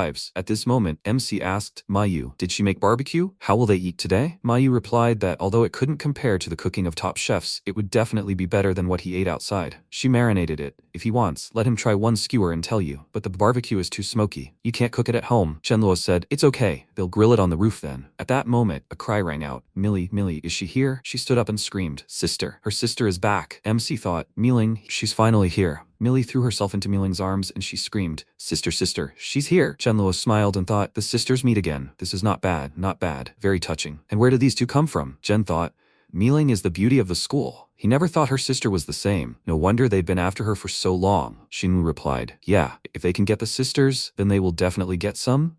Then Xinwu looked at the protagonist and thought, who is this? Why is he with Mealing? Xinwu thought, it's unclear. He hadn't heard that Mealing had a brother. Then Mifan meowed, and Mealing said in surprise, Millie, and this. Before she could finish speaking, she pointed her hands at the protagonist and said, sister, this is Chen Luo. While she was gone, fortunately, he took care of her. She said, I see. She thought Millie looked good. Apparently, he really did take good care of her. Then Xinwu thought, this Mealing hasn't paid any attention this whole time, but since she has such a beautiful sister. Then Xinwu thought, it's better to strike first and turn his attention to Millie. Then he smiled and holding out the bag, said, Millie, if she's hungry, he has some bread. She should take it and eat it. And Xinwu smiled, pushing his friend aside and said, Millie, she doesn't have to try to be polite with him. She can take it. He has a fried sausage. And Xinwu looked at him and thought, is he playing for high stakes? Has he lost his desire to live? And then Millie looked at them awkwardly and said, thank you, but she really doesn't want to eat. They can keep it. The protagonist looked at them and thought that these two were too obviously trying to pick up her. Then he asked, maybe they should go upstairs and talk later? Millie approached her sister, took her hand and said, yes, sister. It's not safe downstairs. We need to go home. And Mealing thought that she had thought about dragging these burdens out then, but now she couldn't let her sister drag them down with her. It was just about time for dinner, and then they would say goodbye. She said, okay, let's go. Xinwu thought, his life with the school's beauty begins. Xinwu smiled and thought, living together, caring for a long time, how can feelings not arise? After some time, MC closed the apartment door, and Mealing asked, is there food at home? He thought, of course there is food, but she better listen and not deceive him, otherwise there will be no hope. Then he looked into the room and asked, Mayu, is there any rice left at home? She should cook it. He thought, after all, this is Millie's sister. If he is stingy, she will surely leave. Let her eat rice. Mayu looked at him and thought, weren't they preparing for a barbecue? Then she looked at all the guests and thought, so that's it. The protagonist walked forward and added that under no circumstances should she rinse the rice, they need to save water. She replied, understood. Then Xinwu looked at Xinwu and thought, will they look in the kitchen? And he thought, let's go. Then they noticed Mayu pouring water into the rice cooker and thought, water. Xinwu snatched the bottle from her hands and she indignantly shouted, hey! Xinwu began to drink greedily and Xinwu shouted, he shouldn't drink this. Give it back. Mayu asked, can't they pour it into mugs and then drink it? If they drink like this, then what should the others do? And Xinwu handed the bottle to Xinwu and asked, does she know how much they suffered on the way? So what if they drank a little of her water? Xinwu added, exactly. She must understand. This will not happen next time. And the protagonist looked at them and thought that these two cannot stay. Then Xinwu leaned toward his friend and said, this house is worthy of the school's beauty. Not only is it spacious, but it's also 100% stylish. He agreed. Yeah, it's just a shame there's already a guy here. Then Xinwu pointed forward and shouted, look. He was surprised. A dog? And a live, uninfected dog too. They thought they could eat to their heart's content. Then Xinwu pointed at Warlock and said, brother, it's not for him to say, but people are having a hard time these days, so why did he get a dog? Xinwu folded his arms and added, that's right. He has to listen while there's rice in the house. And when this is over, what should he do? The next second, Warlock bared his fangs in irritation and thought, where are they going with this? Xinwu said, this dog is too aggressive. If he hurts Millie or Milling, what will he do? He should be boiled. Xinwu added, it would be better if he killed him. They could wait, and they could eat together. The next second, MC stood in front of them, folded his arms and said, enough. He really doesn't have any food here to feed the dogs. But these dogs are them. Get lost. Xinwu was indignant. Boy, he should listen to his words. He's never fought a zombie one-on-one. And the protagonist asked, zombies fought? Indeed, never. He replied that he knew it all along, that he was just a pretty boy who could only lock himself at home. And then he looked at the girls and asked, Mealing, when they walked with her, how much did they endure? How much grief did they experience? How many dangers did they go through? Doesn't she know how hard it is to survive these days? And this one even feeds the dog. Isn't that wasteful? Shinwoo added indignantly. They suffered so much along the way, and he's living so well. Isn't that normal? Shinwoo said. They haven't even eaten a grain, and they've already eaten. In response, Mealing said, enough. What were they thinking when they followed her? How much did they invest along the way? Didn't they understand it themselves? That's the end. Now everyone is on their own and don't bother each other. Go away. Shinwoo shouted in surprise. She wants to disband the team? Shinwoo shouted. Mealing. Does she have a heart? Then Shinwoo walked forward and said, they risked so much to protect her, helped find her sister, and she shows them such ingratitude? She kicks them out, and she waved her hand and said, funny, were they protecting her along the way, or was she protecting them? Shinwoo was indignant. He couldn't imagine that such a beauty was also a fool, and she replied, she is so heartless, such a fool. Are they done insulting? If you are done, go away. Then Shinwoo pointed his finger at her and said, fine, Mealing. She won, but they will see about that. Shinwoo walked to the exit and turning around, added, they will regret this. After this, the protagonist smiled and petting Warlock told him to kill them somewhere far away. Otherwise, they would have to dispose of the bodies. Warlock thought he could leave it to him. After that, he rushed towards the exit. Mealing, noticing this, thought, why did the dog follow them? How far did he run? Meanwhile, the guys were walking down the street and Shinwoo was indignant. This fool, he will finish her off. He must remember his words. Shinwoo added, yeah, I have to show her. And don't forget about the youngest. And Warlock, walking behind them, thought, he'll show them now. He started barking loudly, and the guys turned around, and Shinwoo, smiling, told him to look. The dog meat came running. Shinwoo said, hey, hurry up, they'll eat tonight. The next second, they screamed in fear. Why can he do magic? No, we need to defend ourselves. And then they were mired in a cloud of smoke and Warlock, walking forward, thought, with such skills, they still want to eat dog meat? Worthless. Meanwhile, Mealy approached her sister and told her to eat more slowly. If there wasn't enough, they would add more. And then she approached the protagonist and, apologizing, said that she had eaten a lot, but he shouldn't worry. She was here, so food would be easy to get. He asked, did she eat everything? Then they would eat too. She blushed with embarrassment and added, she's sorry, it looks like she ate all the food in the house. Is there still enough rice? If not, she'll go look for it. And MC turned around and replied, no need, there's still plenty. Mayu, they haven't eaten the barbecue yet. Then she just has to cook. Mapo tofu, torn cabbage, sweet and sour potato strips, boiled pork in a spicy Szechuan sauce, fried chicken with spices, fried shrimp, spicy crab, beef with cabbage, oh, and fried eggs with tomatoes. Mealing was surprised. Huh? And then Mayu approached the protagonist and answered, no problem, but to cook all this you need at least an hour. He replied, okay, she will cook everything slowly. And then he waved his hand and said, Millie, they have to go. They need to talk. She agreed. Okay, let's go. And Milling, watching them go, thought, alone, nervously, they went into the room together. Chenluo, what does he even want to do? Meanwhile, the protagonist cornered Millie against the wall and asked, she's not worrying about food or water with him now, is she? She confirmed this and began to blush with embarrassment. He leaned closer to her and asked, does she feel safe with him? Isn't she afraid of getting hurt? She confirmed it again, and he said, actually, it's all because she's smart, capable, and obeys him, so he treats her well. But her sister? Will she obey him? And Millie thought that her sister had always been willful, and she didn't know. Most likely she wouldn't. Then he said, Millie, he will ask her, who is more likely to lead to a better existence, him or her sister? With these words, he raised his index finger, and she answered, of course him. He smiled and said, that's why we need her sister first. He couldn't finish, and she asked, we need what? And MC folded his arms over his chest and thought, to directly say trained to obedience would sound somehow ominous. Then he coughed into his fist and said, she needs to listen to him, see him as her captain. Otherwise, at the most crucial moment, he and her sister will start arguing. There will be disagreements. Sat a real headache. Does she understand? And she replied, I understand, her sister needs to listen to him, and he raised his index finger again and added, until her sister starts listening to him too, he will not share his resources with her. So for now, he could only let her watch them eat. He patted her on the shoulder and said, when she starts to listen, then he will give her food, and she must remember, they are doing this for her own good. And she said, yeah, it is for her own good. After some time, Milin approached Mayu and noticing the ingredients was surprised. Why so much? She will cook several dishes? Wouldn't that take a whole day? You need to fry one thing, and that's it. She must trust her. Then when they are hungry, there will be nothing left. And she held a bowl of ingredients and noticed. Chenluo told her to cook. It is not for her to decide how much to cook. Then Miling turned around and added, no, this is too much of a waste. We need to talk to him. After that, she approached the protagonist and said, Chenluo, he should tell her not to cook so much. If they eat everything today, what will they eat tomorrow? And he replied that he and Millie had met again today. Millie was happy they should celebrate. Miling objected, but that's not really necessary. That's too much. And he waved his hand and remarked that these were his groceries. She shouldn't interfere. She sighed, approaching the food, and thought, even though she ate everything very quickly, she was still hungry. She was afraid that her stomach wouldn't fit so much. So much food, they definitely wouldn't eat it all. How delicious it smelled. An hour later, the table was set, and Mealing thought, strange, 5 people, they need to put out 5 bottles, why is one not enough? Then she looked at Mayu and thought, then she won't drink. She can wash it down with soup. At that moment, Mayu was holding a bowl of soup and said, to the table. Everyone sat at the table, and the main character, looking at Mealing, asked, why is she sitting here? She was surprised. Does it matter where you sit? And Mealy looked at her and, mentally apologizing to her, thought that Chen Luo was very kind. For the sake of her own future, she should be patient a little. Then the protagonist, taking a bowl of rice, asked, will she be comfortable sitting here while they eat?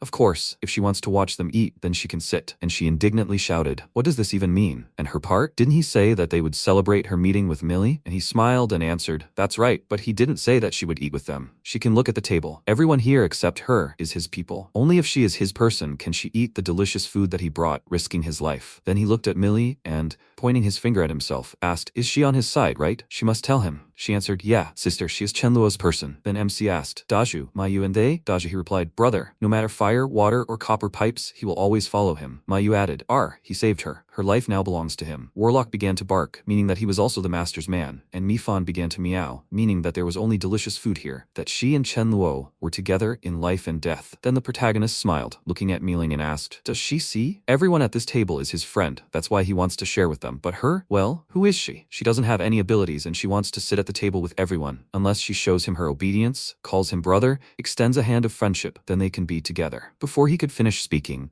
Mealing shouted irritably, Chen Luo, does he want to humiliate her like this? She slammed her hand on the table and shouted, don't you dare mock her. She headed for the exit and shouted, she, Mealing, will not feed on handouts. She thought, won't even give one bowl? It's clear that he is mocking her. And then the protagonist said, Mayu, she cooked this chicken so well. Come on, Millie, she should try the crab, it's not bad either. She smiled and thanked him. And he added, you should eat fish with rice, you need to eat more. Mealing clenched her teeth in irritation, and then said, she's going to her place. She thought that in this house they would not treat her like that. Then she opened the door to the room and looked indignantly at the bed and shouted, Mealy, she's good. She gave her room to this jerk, and Mealy looked into the room after her and said that she forgot to tell her. While she was gone, she gave Chen Luo her room for a while, but she shouldn't worry. He is a real gentleman. She guarantees that nothing like that happened. She clenched her fist in irritation and muttered, fine, since he cared about her, let him live here. She can endure it. And then Mealy raised her index finger and added, by the way, Chen Luo said that she can take a bath, but she shouldn't put water in her mouth. If she doesn't feel comfortable, she can just rinse off. She replied, yeah, she gets it. She should go back to eating. After a while, Mealing took off her clothes and, going to the bathroom, thought, why does she feel lonely? Maybe he will serve her food? She started to wash herself and thought, but how much will fit in such a tiny refrigerator? Chen Luo, he can laze around, but they will see who has the last laugh. After that, she put on her home clothes and heard one of the people present ask, are they going to eat grapes for a snack today? And she thought, grapes, from a bunch of fruits to eat? Why did they have to choose her favorite grapes? How she wants it. Then she shook her head and thought, no, she doesn't want to. The apocalypse happened so long ago, the grapes were probably frozen and she doesn't want to eat stale ones. Then she looked into the room and called her sister. MC looked at them and thought, no wonder she's the beauty of the school. She has a beautiful face and a figure too. Then Mealing took her sister's hand and invited her to her room. And the main character remained on the bed and, picking up a bunch of grapes, said, Millie, she must come back quickly. The grapes are very sweet. He'll leave it for her. Then he handed the bunch of grapes to Mealing and said, if you eat grapes, you don't spit out the skins. If you don't eat them, you spit them out. And she looked at him irritably and thought, he definitely did it on purpose. After some time, Mealing pushed Millie onto the bed and, pointing her finger at her, said, she really did conspire with some stranger to irritate her. She has to tell her what's wrong, really. She's not helping her at all. With that, she started tickling her, and Millie laughed and said, it tickles, but she won't tell. Yes, she will. In fact, they agreed to become a team, and to avoid disagreements at the crucial moment, they agreed that Chen Luo would be the captain. He's afraid she won't listen to him, so he's deliberately acting this way with her. He talked to her first, and she thinks there's some sense in his words. With that, she raised her index finger, and Mealing was surprised. Has she been brainwashed? Only when he shows he has the ability will she begin to obey him. But to use such a dirty trick, ridiculous. He thought he could subjugate her with food, and Mealy asked, but what does she plan to do? Resisting is not an option. She looked at her and replied, if he wants her to obey him, then he should act harshly. They will fight him and see who will have the last laugh. After that, she changed her clothes, and Millie asked, where is she going? And she walked forward and answered, if she can't eat someone else's food, then she will go and find it herself. Millie began to look from side to side and shouted, but it will soon be dark. What if she meets some danger? Then she looked at the protagonist sitting next to her and said, Chen Luo, sister wants to go outside. He must persuade her. And he said, sorry, Millie, but he doesn't have any convincing arguments to stop her. Well, since she is worried, he will let her take Mifan with her. If there is any danger, she can warn. With these words, he patted Mifan on the head, and she thought, Chenlu does not get along with her. All women are pigs, so willful. And then the protagonist kicked Warlock and added, there is also Warlock. He will trail after her. He thought, on such a hot day, he absolutely has to go out and suffer. How annoying. Then Millie clenched her fists and asked, then can she go with her sister to help her? The protagonist replied, of course. She must be careful and also take a taser with her. After that, she headed for the door, and MC thought, Mealing, if she really treated him well, he wouldn't have to use such a prank. But the next second, he remembered how she grabbed his arm and shouted, Chen Luo, he steals food every day. Is he addicted to it? He must give it to her. She kicked his buttocks and shouted, they will see how she deals with him today, he thought, but she was the one who kicked his buttocks in his past life. He will only take revenge. Is that too much? But he really can't squander like this anymore. He needs to win her over as soon as possible. 10 minutes later, Mealing held a packet of noodles in her hands, and placing her hand on her waist said, tonight she's eating beef noodles with soy sauce and an egg. Although it's not a feast like some, it's enough for her. The protagonist smiled, and, covering his smile with his hand, thought, he doesn't know why she thought there was real beef in these noodles. After that, he approached Mayu and said, he also wants to eat beef noodles, she should cook them. She replied, okay. Then the protagonist looked at Mealing and, smiling, thought that tonight they would introduce her to real beef noodles. He said, Mealing, she shouldn't behave like this. He came closer and offered to talk to her. She replied, okay, they will see what he has to say. After some time, they sat down at the table, and the protagonist, folding his arms over his chest, said, first of all, he really did go a bit overboard during the day. He should first apologize to her. She slammed her fist on the table and shouted, is he thinking up some new mockery again? Chen Luo, he is completely illogical. And he replied, he sincerely apologizes. It is true that he acted wrongly during the day. But until she acknowledges him as captain, he will not share supplies with her. Captain is a position that requires diplomacy and strength. He will prove himself to her, no matter how, but he will break her. Then he raised his index finger and added, first by force. In 3 days they will fight, and if he loses, he will obey her. And she was surprised. Seriously. The protagonist smiled and answered, of course. She said, okay, but why in 3 days? We can do it today. No, right now. She suggested fighting right now, and he said that his control over his powers is poor right now. He's afraid that he will accidentally hurt her. He folded his hands in front of himself and thought, in 2 or 3 days he will be able to rise to level 4, and then his control will be even more stable. He said, even more so, there is no point in challenging him to a fight. She is not capable of defeating Warlock. She shouted, he is talking nonsense. She can't even handle some dog? And he answered, okay, she is stronger than Warlock, so be it. She thought indignantly, he's humiliating her. Then she turned her gaze to the irritated Warlock. At that moment, a woman knocked on the door and asked, Mealing, Mealy, are they home? Mealing, she sees that she's come. She should help. Give her some food. She hasn't eaten anything for 2 days. She should give her food. Mealing approached the door and asked, has it been 2 days already? She says she ate before that? The protagonist looked at her and thought, how could her answer be so natural? Then Mealing opened the door a crack and said that she didn't have any food either. She should leave. Millie approached her and said, sister. And Mealing looked at her and told her to remember, no matter how much they give, she will eat it all in a day. She will eat it and go back to them. What should they do? Give it back? Survival is hard. Only the strongest survive. Then the protagonist approached them and, folding his arms across his chest, remarked, Mealing, she is very smart. And she replied, he should lie less. In 3 days they will see where all this self-confidence comes from, he said, with pleasure. After that, he leaned towards Mifan, who approached him, and she said, Chen Luo. She felt that the man had bad intentions. He picked her up in his arms and said, okay, he understands. I don't care what his intentions are. She must go out and not leave. Meanwhile, the woman walked up the stairs and said, that fool is really so mean. It pisses her off. The guys gathered nearby asked, did she check? Is Mealing home? She answered, at home. They just talked. And Millie too, she saw how she and 2 men walked back and forth around the neighborhood. Great, the girls survived. It would all have been in vain. He can only hold out if he takes the medicine. But when they see him with Mealing, they will be able to do it even without the medicine. He and that face and that body, indeed, beauty is worth dying for. For a little fun, you can even die. Then the men armed themselves and one of them shouted, damn, he can't wait, hurry up. And the woman walked forward and, pointing her finger, shouted, they must go and check on those freaks. We need to give them a good thrashing. At that moment, Daju was watching them from the window. He said, brother, people have arrived. He must bring weapons. They mean no good. And the protagonist patted Mifan and told him to deal with them. Don't kill them in the hallway, otherwise we'll have to leave. He said, okay. He grabbed his weapon, and Millie channeled energy into him and said she would give Daju an additional buff. Then he walked to the exit and said he'd be back when he was done. Warlock ran after him and started barking. Then Mealing looked at the protagonist and thought, the guy's really handsome, if you look closely. Great, they'll just see if this jerk and his dog are really that cool. Then Warlock started barking, and the men shouted, Let them just watch. They'll eat dog meat today. The men surrounded Daju, and then Warlock ran up to them and started barking loudly, wishing them dead. The next second, Daju turned and swung his weapon at the man next to him, and he shouted, "No fair!" The others said, "No him. No need to panic. Attack!" They started hitting Daju, and one of the attackers shouted, "Is this even a human? Why isn't there a scratch on him?" His comrade shouted, "Superpowers. They haven't awakened yet. Hurry up." Then Warlock began concentrating his energy, and one of the men shouted, "The dog has two." After that, Daju added another blow, knocking the man to the ground. MC folded his arms over his chest, watching the scene unfold, wondering if he taught Warlock how to distract attention. Had he taught himself? He then turned to Millie and ordered her to get the crystals from those 6. It was between their eyebrows. She looked surprised, pointing at herself, and asked, "She?" He smiled and replied, "She might be a backup, but some things need to be done on your own, so as not to interfere with the battle at the most crucial moment." Then Mealing looked at her and said, "Millie, she was bound to face this sooner or later. Better now, while it's safe to get used to it a little." Millie looked at her with fear, and Mealing thought, "Little sister, honestly, this is revenge for not helping her back then." After that, the protagonist handed Millie a knife and told her to take it. He would go down with her. She replied, "Okay."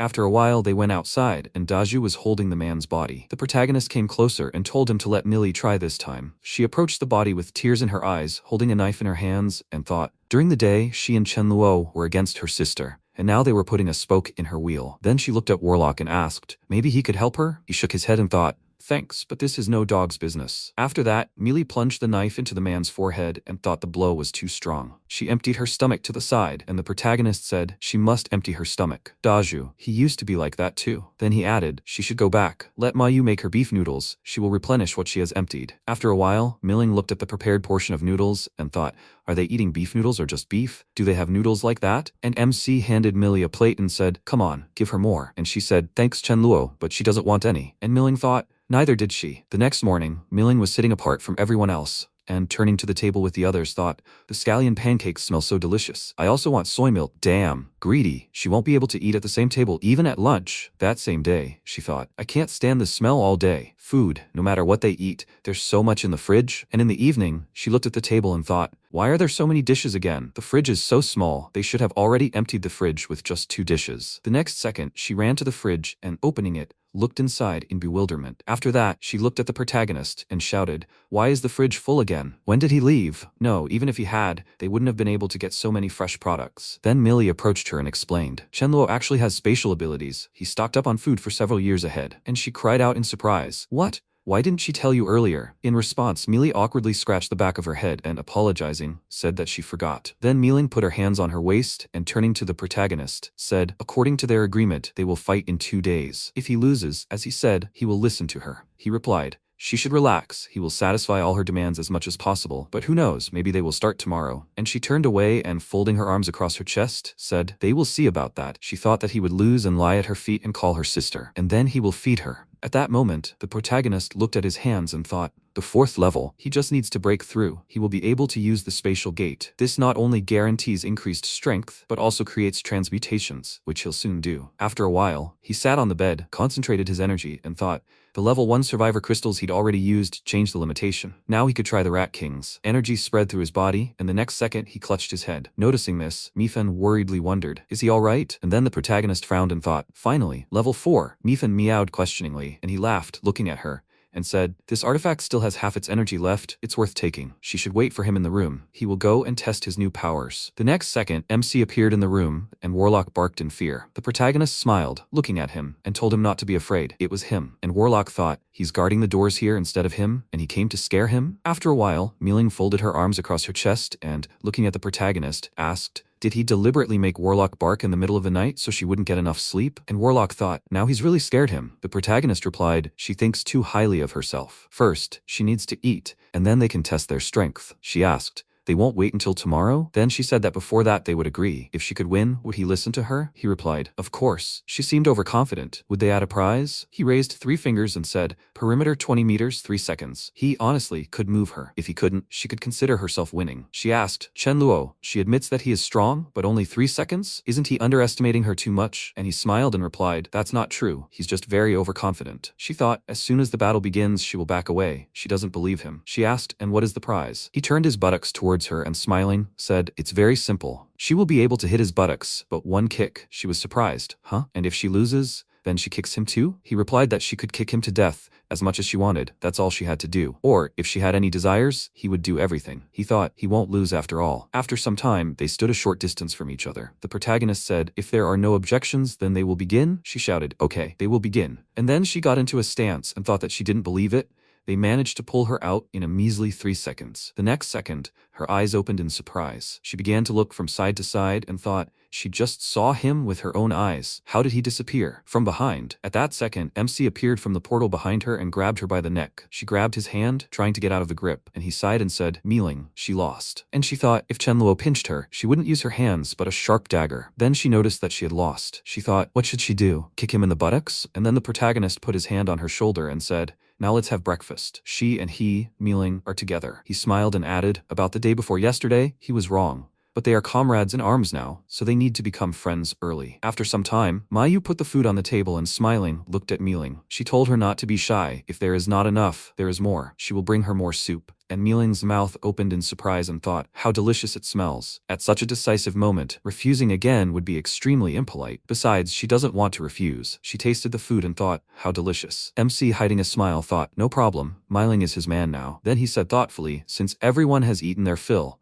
then they should go and sit in the living room. He pointed to the side and added, now they need to discuss the next plan. After some time, everyone gathered in the living room, and the protagonist said, from the very beginning of the apocalypse, he had a feeling that the zombies were gradually getting stronger. If they wanted to resist them and survive, their only chance was to unite, and supplies were getting harder and harder to come by. One person fighting for food with a bunch of zombies is certain death. Therefore, it was inevitable that the survivors would band together and live together for salvation. The next second, Mifan jumped onto his lap and he added, although their group was strong, if they faced 100, they would only win with losses, and he definitely couldn't allow that. To take another one onto the team, frankly, he would be reluctant to obey anyone. Why would he adapt to anyone? Besides, Mealy, they're as beautiful as flowers. What if others want to sleep with them? And Mealing said in surprise, whoever dares look at her or her sister, she'll castrate them. The protagonist said, that's why they can't accept others into the team, and they don't want them to belittle them. Then they'll create their own team, a much larger one. Of course, they don't want some trash. Then Mealy reached out to the protagonist and noted that he was right. They'll just create their own group. Daju said that he heard, brother. And then the protagonist added, there are a lot of zombies in the city center, but usually people will choose to run to the outskirts and fawn there. If their decision is correct, then soon clusters of people will begin to appear in the outskirts one after another. Then Mealing said that she had also thought ahead without him. She also believed that his words were logical. And he looked at her and thought, according to her words, she even believes him? What luck. When will he repay the debt? Finally, he will repay for her kick. Mealing, if she loves to play, she should be able to pay. Excuses are even better, then the blows will be endless. If she wants to resist, it will not work either. But kicking Mealing in front of everyone is not becoming. Then he got up from his seat and said, okay, it's agreed. For now, they will not worry about expanding the team. Mealing, she must go with him to the room. He has business that needs to be discussed with her. And she asked, what business can't they discuss here? He thoughtfully answered, it's personal. And she thought, really? He will really kick her? She agreed herself. Okay, just one kick? Nothing special? After that, they entered the room, and Mealing, putting her hands to the wall, blushed with embarrassment and said, okay, he should kick faster. And he scratched his ear and asked, didn't she understand that she was supposed to stick her butt out? Or did she not study Chinese well? And she thought, how embarrassing. Is it all that serious? Then she turned around and shouted, no, she doesn't understand something. Why does he want to kick her? Maybe he should change the punishment? Just not that serious, she'll agree to anything. And he shook his head and asked, if she likes to play, she should be able to pay. Will she do it or not? And she thought irritably, Chenluo, you bastard. She said, fine, she Mealing is responsible for her words. She turned around, looked at him, and said, hurry up. And he clenched his fists looking at her buttocks, and thought that he never expected that someday in the future he would do such a thing with a fiery maiden. How beautiful. Indeed, few people can stand it. Mealing thought that if she didn't take off her shoes, it would be easier. Did Chenluo really not want to kick her hard? She wondered if he dared to hit her hard, she would pay him for it. Mealing started screaming. Why was he hesitating? She counted to 10. If he wasn't being pushy, then he shouldn't say she wasn't keeping her promise. He himself had refused. She started counting from 10, and Chenluo thought that he had brought this and would settle all the scores at once. But there was no need to take revenge. Was he looking for her just to kick her? She continued screaming, and he realized that although a kick would be cool, how could he live with this feeling? This made him angry and realized he didn't have time, so he hit her on the butt with his hand. and she cried out in embarrassment and pain. When she turned around, she screamed. She gave him permission to kick her. Why did he hit her with his hand? He replied that he'd forgotten. Maybe she'd let him kick her again. Miling screamed, "She'll crush him right now," and became very angry. Chenluo replied that it hurt, and that she should have mercy on him. Miling screamed that if he dared to say such a thing, she would definitely strangle him. Chenluo replied that he would go then, and that she should tell Ma Yu to cook her favorite dish for dinner, and consider it a banquet in honor of her official joining their team. She screamed. If he dared to joke like that again, she'd get angry. At that moment, Miling wondered why he hadn't asked her what food she liked. Had Millie really told him everything? When she was at the table, she realized that if Chenluo hadn't been there, she would never have eaten so much delicious food. Because of this, she began to thank him for taking care of her sister. Chenluo replied that he had done everything he had to, and that she should feel free to attack the food. He had news for everyone. It would be easy to lure survivors here to search for resources. Besides, the area was poorly visible and unsuitable for long-term residents, so everyone should clean up after lunch. They'd be heading to the previous villa tomorrow and checking it out along the way. If there were any suitable people, they'd bring them in. He thought it was pretty good. The more people, the safer, but he could relax. It was just the right time to give the sisters some training. Suddenly, he heard shouts for Fan Yu. He should save himself and not worry about them. He should run. Stop talking such nonsense, dying together like this. Chenluo remembered what happened when they were attacked by poisonous snakes. If he'd left the three of them to be eaten by zombies, they might have escaped, but he didn't. Fan Yu started shouting that if he could save them, then let him. He wouldn't hold a grudge. Chenluo thought he was not bad and answered him with a smile. Okay. At that moment, Warlock ran out of the truck and shouted that he understood everything. When they used magical powers, people were surprised. Don't her eyes blur when Warlock is too strong? Fan Yu continued to beg for salvation and watched in bewilderment as the zombies died. After they managed to defeat him, Fan Yu approached Chenluo and thanked him for saving them. He can't speak, but if there's room, he shouldn't be shy about saying so. Chenluo asked again, "How are they feeling? Have their powers awakened?" He answered yes. His name is Fan Yu, and he is the eldest of the fourth.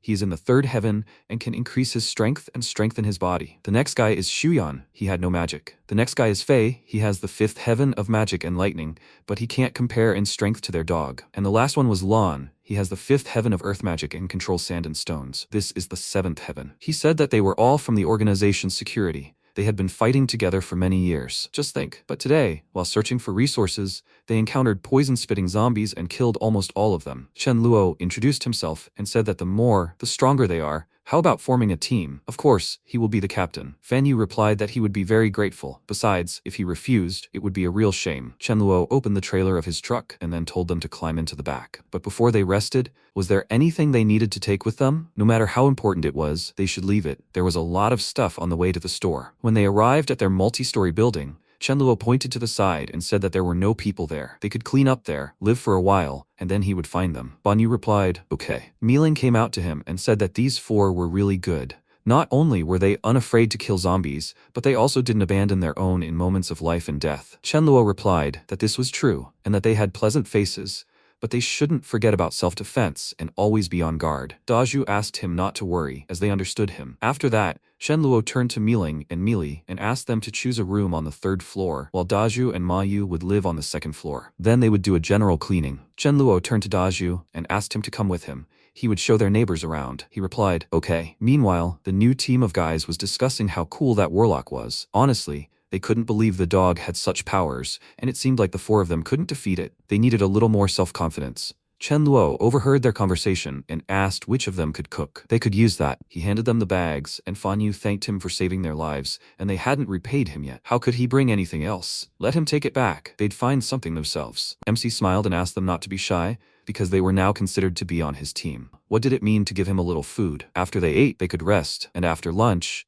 they could sort out the villa's supplies and give them to him for safekeeping. Of course, only after he became important members of the team would he give them meat. He turned to Daju and asked him to give them his radio, and Fan Yu thanked his captain for it. Chenluo also said he planned to stay here longer, so after lunch they would all go explore the villa. If there were any wounds, they should rest. If something happened, they should report it by radio. Fan Yu replied that he understood everything. And at that moment, Miling, angrily, said he took Daju with him. But why her? She couldn't calmly leave Millie with the others if something dangerous happened. He grabbed her by the hair and jumped slightly, muttering that someone was coming. They hid behind the bushes, and a moment later, a beautiful girl, whom they recognized as Tiange, pulled up on a bus. Chenluo was very surprised and asked how he'd forgotten about this sycophant. Miling asked in surprise, does he know her? He replied that she had finally become the head designer at a clothing design company and was very famous. Too bad she was completely nuts. After the end of the world, she and her subordinates formed a gathering place for surviving women. At first, it was a kind deed, but she absolutely refused to allow her subordinates to get into trouble with Chen Luo, even resorting to severe punishments. She was the #1 womanizer. They say she even died for milling, and after she took her place, the team slowly began accepting men. Tianjie must have brought her subordinates along to gather supplies. It seemed under his influence that the police and Tianjie had met earlier,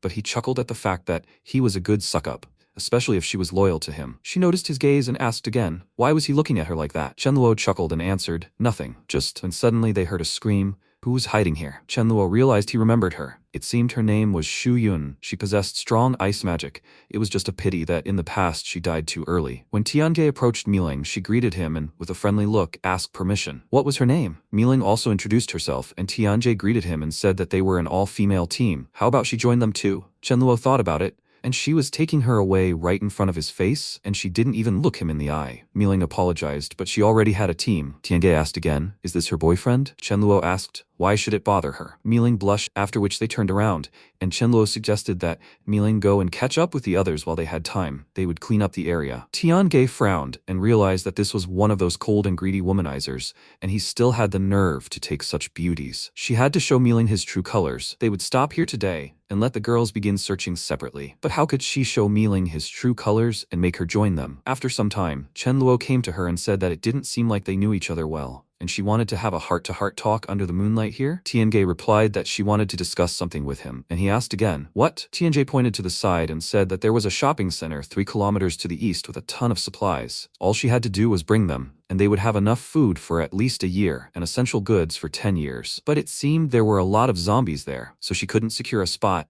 so she offered to cooperate. When they finished, he'd get 30%, she'd get 70%. After all, there were more of them, and naturally, they were stronger. Chen Luo was surprised and mentally asked himself, isn't this the mall where they'd seen the mutant zombies themselves? But he'd already taken all the supplies, so why would she need to go there to watch the zombie dance? He replied that he couldn't do that because he was a coward, and there were at least several hundred zombies there, and he wouldn't dare go. Tianjie got angry and thought, okay, he's a coward, but why bother pretending to be a coward? He's just a wimp. How could Miling like him and his friend? Chen Luo told her good riddance, and Tianjie realized she'd wanted to show him his true colors at the mall in a moment of danger, seize the moment, and get rid of him. But the fish weren't biting, so what should she do? It was simply useless, and the only thing left was to find help. Chen Luo realized this creature really wanted to get rid of him, so she could be with Miling. He hadn't realized in his past life how cruel she was. He hadn't even considered fighting her, but she was the one plotting first. Fine, but she shouldn't blame him. He couldn't let threats slide. Who would he send to deal with her? He turned his attention to Warlock and realized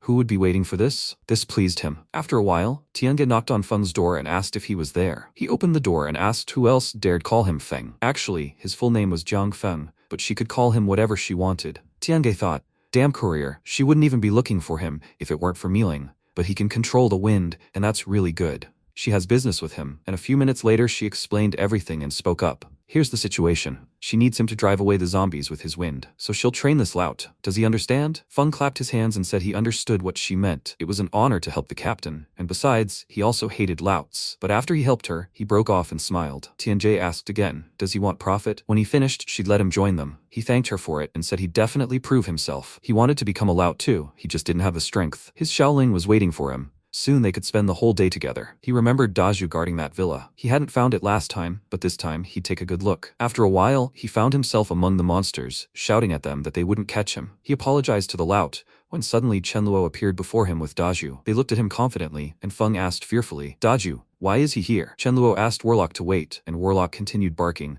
when Feng suddenly turned to the monsters and realized he was in a dire situation. Tianjie said his friend would be here. They couldn't hurt each other just to join their party. He shouted for Daju to wait here. He would lead the zombies away. Chen Luo chuckled at the fact that it was Feng. In their past lives, they had been friends. He had helped them so many times when they were gathering resources by leading away zombies. Unfortunately, he was walking a tightrope. Not even a few days had passed before he was torn apart by zombies. In his past life, his death was truly tragic. Feng asked, Dashu, why is he here? He apologized to him since he had scared him by bringing so many zombies. He replied that everything was fine. He knew he didn't bring the zombies to harm him. Chen Luo asked, did Tianjie order him to bring the zombies? He asked again, how did he know about this? Was he really that lout? Chen Luo asked him if the others knew about this. Feng scratched his head in confusion and replied that it was just the two of them back then, and she said she wanted one and said that at the crucial moment, he would appear. Chenluo understood what he meant when suddenly they heard a loud sound, and the protagonist thought that, judging by everything, it looked like 5 zombies had mutated. A bus was approaching these zombies, and Tiange got out and told them not to stop the car and speed up. She understood. Feng must have brought these zombies. He did a good job. Tiange asked Milling to stand still and wait for her. At least the zombies wouldn't eat her. At that moment, the bus began ramming everyone around it, and the zombies tried to destroy it with a bright flame,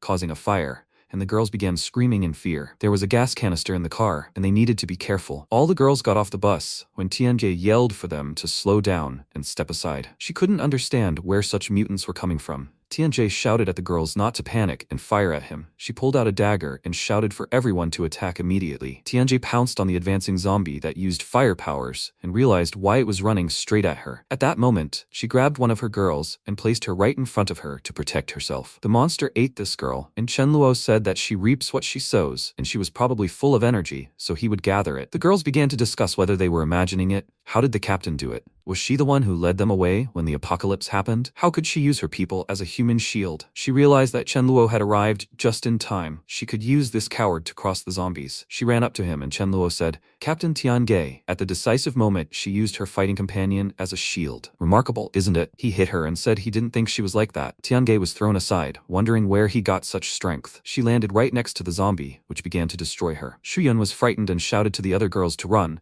and she would deal with him. Chenluo smiled and realized that Shuyun was a tough girl. She didn't look to anyone for help, and she would subjugate anyone. Such bravery was commendable. He couldn't let her die. When the protagonist fought this monster, he told them to go and destroy the last one. Everyone was surprised. Could he really have destroyed them so easily? Feng confirmed his strength, and Chenluo turned to Shuyun and told her to throw the canister. Was she expecting an explosion? She threw it aside, and the canister exploded in mid-air, causing the girl to cover her mouth in fear, and with tears in her eyes, say that it was finally over. She fell to her knees in fear, and Chenluo announced that everything had worked and had assembled a core from the monster. He asked Shuyun not to cry and let her lean on him. She could comfort her friends. The dead also needed a funeral. Shuyun thanked him for these words, after which Chenluo asked if they had a plan for what to do next. They were surprised, and Shuyun thought that survivors always live on. When they returned home, Chenluo started drinking coffee and heard the sound from the door, indicating that Shuyun had finally arrived. He jumped up joyfully and said he was already on his way to her. He hadn't wasted his 50 tons of rice as bait. She just needed to join his squad. He would do everything to ensure that they were starved to death in the short term. Shuyun became sad, saying she needed to talk to her friends. When the answer came, she would find it, okay? He smiled and, opening the door, saw the entire squad of girls and realized that he had taken the squad from Tiangu. Shuyun announced that there were 20 of them left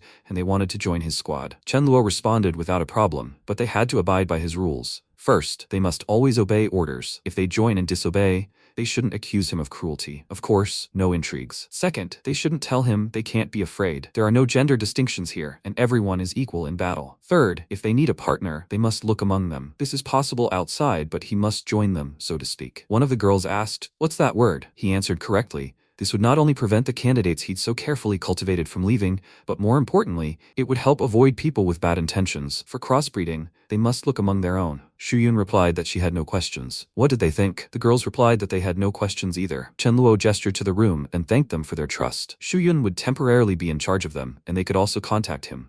They could come in before it was too late, and they'd throw them a surprise lunch. There was plenty of food on the table, fresh French fries, and the girls were amazed. Their eyes were swimming. There was so much sauce. How lucky they were. They shouldn't fight. 1 bottle per person would be enough. The guys were discussing among themselves that it seemed they would soon be saying goodbye to their bachelor life. 7 guys, about 20 girls. Very good. They were lugging boxes and saying that they didn't eat such things and were playing them for the girls' amusement. Beng exclaimed to Chenluo that he wanted to join him too. Would he take him? Chenluo was thinking about 6 people with power magic, 4 with fire, 2 with lightning, 4 with ice, 2 with earth, 1 with nature, and 1 with light. At that moment, he was very surprised and realized that this name seemed to be Feng's. The 3rd day of awakening is not bad, and he'll have to pay attention. It seems Shuyun has the best gift of all and has king-level potential. He turned to Fan Yu and Lan, informing them that tomorrow he'll lead a squad to get used to it, and they'll help him watch the house. There aren't many people, so he warns that those who don't obey can be beaten. If there are many, then they should wait until he returns. The guys replied that they understood, and the next day arrived. A truck, a bus, and a trailer were on their way to get the loot. Chenluo figured that about 300 or 400 would be enough to get the team used to it.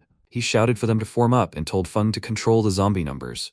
If there were more than 100 zombies at a time, he should lead some away. He exclaimed, "Excellent. They're starting. He shouldn't worry. The magic wielders and their powers should follow his rhythm, calmly." All the girls also rushed into battle and fought the zombies. One of the girls asked who missed. Actually, that was her target. The zombies started spreading, and one of the girls got scared and screamed for help. They weren't done with these ones yet. Where did the other monsters come from? Chenluo clutched his head and realized his aim was also lacking. If he hadn't sat there, they would have been destroyed without a second thought. Much work was still needed. 2 hours later, Chenluo came out to the girls and announced that this was their first time, and everyone had worked hard. They should get ready and choose suitable clothes. He handed over several boxes of clothes, and the girls began sorting through them. Miling, seeing the stockings, became very embarrassed and began to wonder if Chenluo really had such a strange fetish that he liked wearing them. He wasn't that perverted, so who was this for? But the color didn't suit her personality. One of the girls exclaimed that the clothing store had a supermarket and it was full of resources. They should go and see it. Another girl exclaimed with delight that she saw mineral water and was dying to drink it.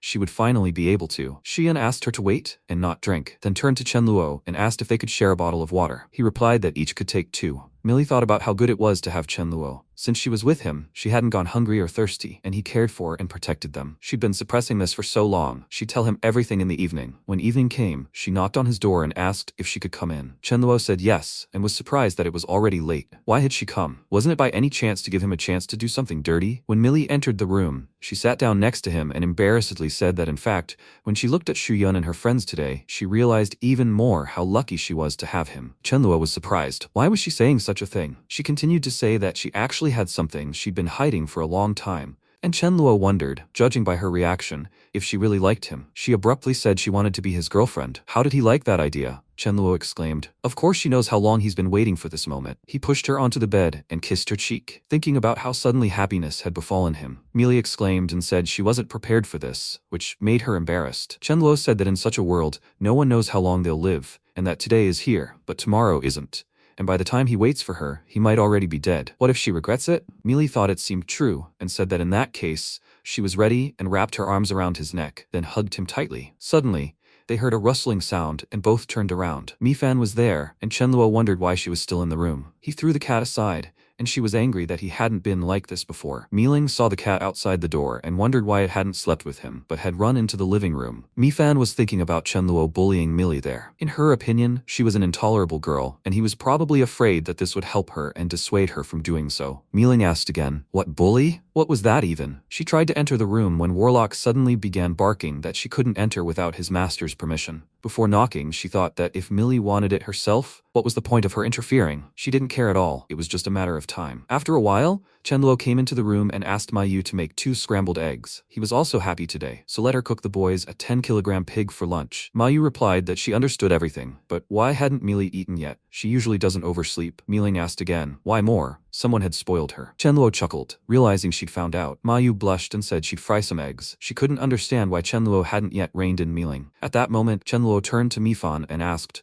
why isn't she eating? Starving herself was bad for her. Mifan replied that she was very angry and the consequences would be severe. Chenluo asked again with a smile, how much? Mifan replied that he wouldn't get away with just 1 dried bream. Chenluo asked again, what if it was 10? Mifan replied, 20, and they agreed. Mifan thought that was good. Since he is sincere, she forgives him. Let him hug her. Chenluo said, Mifan, he can hug her during the day. She's already so grown up that cats should sleep at night. After all, he's a family man and can't hug it while it's sleeping, and he shouldn't think he'll sleep with Millie. When everyone gathered at the table, he announced that he was very happy today, so he wouldn't have much. Food was served. Millie sat next to him, embarrassed. At that moment, everyone rejoiced and shouted, thank you, Captain. After some time, smoke appeared in their room, and the guys passing by were surprised. Can they smell it? It was so fragrant. Does it resemble stewed pork? Hui turned to her friend and said that it smelled so delicious, and she wanted some too. He replied that they first needed to resolve the water issue, and so she should follow him. When they arrived, Chenluo immediately turned to them. They apologized for disturbing him and asked if they had clean water. He could exchange it for food. The protagonist replied that if he exchanged it, of course he did. They pulled out 2 bottles of mineral water for them with the help of Shuyun, and the guys thanked them for it. After what happened, the guy tried to take Hui away, who asked if they were all in the same squad and if their squad was still accepting people. Chenluo repeated, what? They want to join? Hui immediately answered yes, and Chen Luo replied that if they had enough strength, fine, they could kill 10 zombies outside, and they could use weapons, but not cars and so on. They should get the crystals from their brains and come to him. The guys realized they had a chance, and answered okay, then they left. Chen Luo realized that this guy seemed concerned about his family. It was easier to trust someone like that than someone who was alone. These two didn't seem like slackers,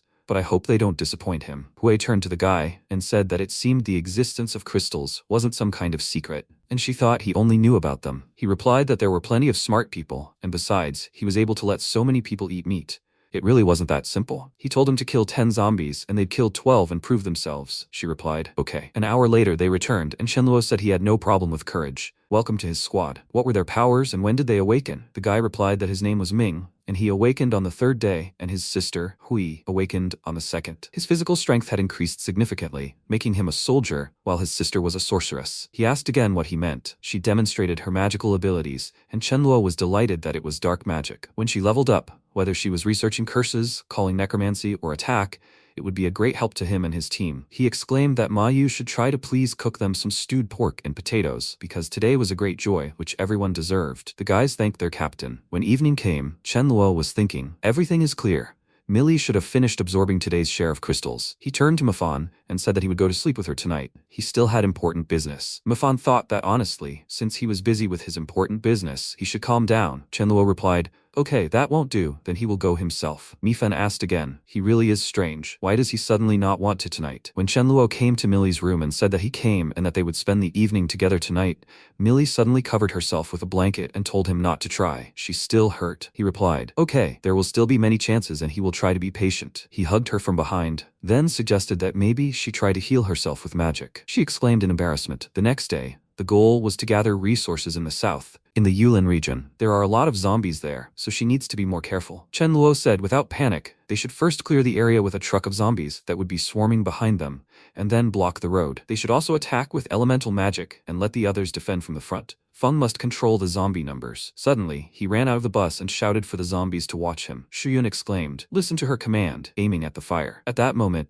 everyone began attacking the monsters at once, and Chen Luo smiled, realizing that this was not bad. The mage's accuracy had greatly improved compared to the first day. He told them to throw the cars directly onto the road and to take their time, to slow down. They shouted that everything was clear, and Chen Luo picked up Mifan, who told him not to try too hard. It still hurt. He exclaimed in surprise, and Mifan looked him in the eye, after which he asked, where did she learn to do that? Mifan replied that he had let her watch, but hadn't told her not to eavesdrop. Last night, she ran to Millie's roof and almost fell there, scared to death. He replied, it's Mifan, and he knows so much. They need to be careful. He'll kill Mifan too, for the sake of keeping it a secret. Half an hour later, they were still in the area, and Chen Luo announced that everyone was taking a weapon and preparing to kill zombies when they emerged. Millie approached him and said there were many good restaurants here. Maybe there was something useful there? He suggested that they split into 4 groups to check out the restaurants, and under no circumstances, split up. Any items they found were to be taken directly to the truck. The girls set to work, and one of them asked the captain to act quickly. There was a still untouched supermarket there. Mealing stared, wondering what kind of thing could possibly be in a supermarket that size. Shiyu noticed something odd and wondered, what is she doing so strange? Mealing took the contraceptives, and Shuyun became embarrassed and asked if she would use them with Chen Luo. Did they have some kind of relationship? Mealing turned around and shouted, don't misunderstand me. But Shuyun pretended nothing had happened and said she needed help and was leaving. Mealing shook with embarrassment and thought, this is for Millie, that damn Chen Luo. Chen Luo felt something unpleasant and realized someone was watching him. He turned around abruptly and saw, indeed, many survivors. The woman turned to him and said that just looking at him, she immediately realized he was a kind person. She hadn't eaten watermelon for so many days, and the heat was unbearable. He'll bring one to his aunt, right? Other people also started asking him to please bring water. If there is meat, then let them bring duck legs and sauce from the supermarket and a couple of smoked ones, and quickly. Chen Luo realized that they were really impudent and looked up in surprise.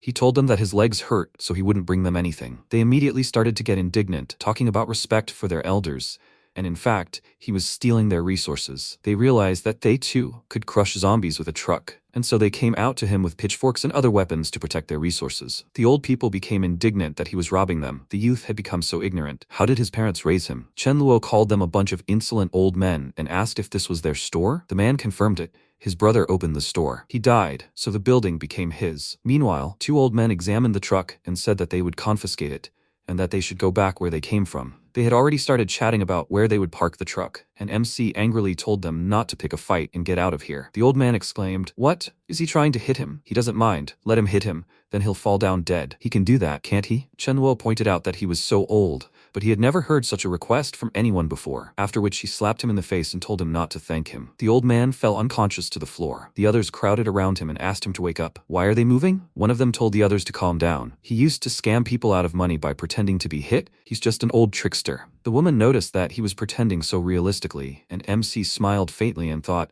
"They are so old, but they have already forgotten how to use their eyes? They don't see that half of his face is distorted?" He snapped his fingers, called his friends, and asked, "Don't they see that their resources were stolen? How can they have such respect from their elders?" The old men finally realized their friend was truly dead and even used magic to threaten to kill them, but they quickly dealt with them. Several guys arrived and drove the old men away with magic, and MC smiled at one of them, thinking he knew him. In his past life, when he was weak, they used to go everywhere together. His name was Chen Guang. He approached him and said with a smile that they had been following them for several days. Out of respect for his neighbors, he didn't quarrel with them, but he never thought they would die at his hand. Chen Luo asked, "So he wanted revenge?" The guy called him a friend and said, "They came here to make friends with everyone, and secondly, they wanted to ask for help." They introduced themselves to each other, and he explained that their neighborhood was rich in resources, and most of them hadn't been collected. But 2 days ago, a mutant appeared, a zombie dog. It runs like lightning, and is also smart. This dog attacked when there were few of them, and when there were many, it hid. It was really hard to deal with. It mauled one of their comrades. They found its lair, but they were short-handed.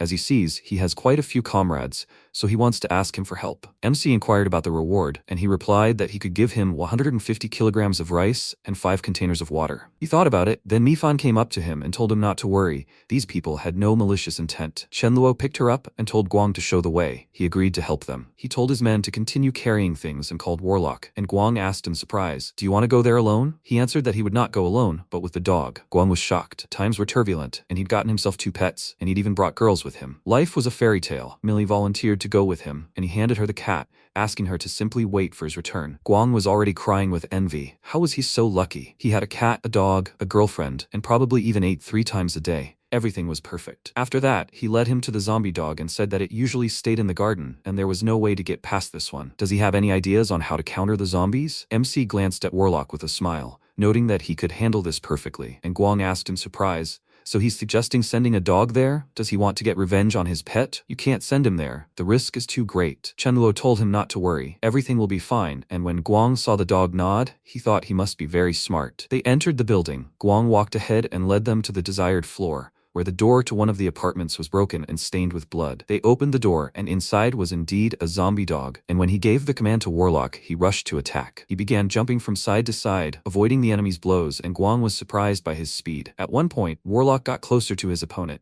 turned around and hit the dog with an electric tail.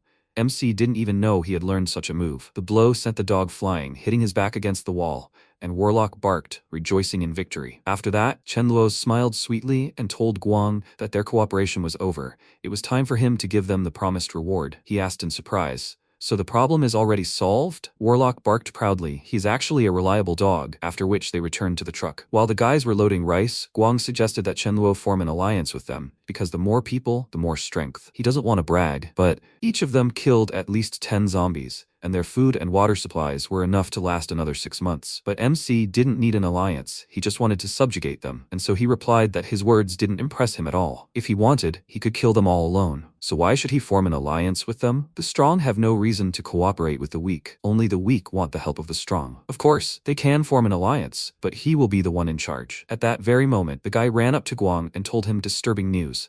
The zombies had wounded Zhanglan, and the wounds were very serious. The zombies that attacked them were shooting fireballs at them, but as soon as they approached, they ran away. Guang immediately went to deal with the matter, and MC called Millie to him. They approached the wounded guy, and Guang asked him to save him, and then he left this matter to Millie. She used a healing technique on him. All his wounds immediately healed, and he stood up, exclaiming that it was simply amazing. They thanked them for their help, and Chenluo finally advised Guang to think carefully about his offer, after which he left with Millie. He thought that she had such a powerful healing technique, so an alliance with him attracted him even more. He turned to his brothers and told them that he had just asked Chenluo to form an alliance with them. He said that it was possible, but in this case they should obey him. Let them just listen to him, although he does not want to admit it.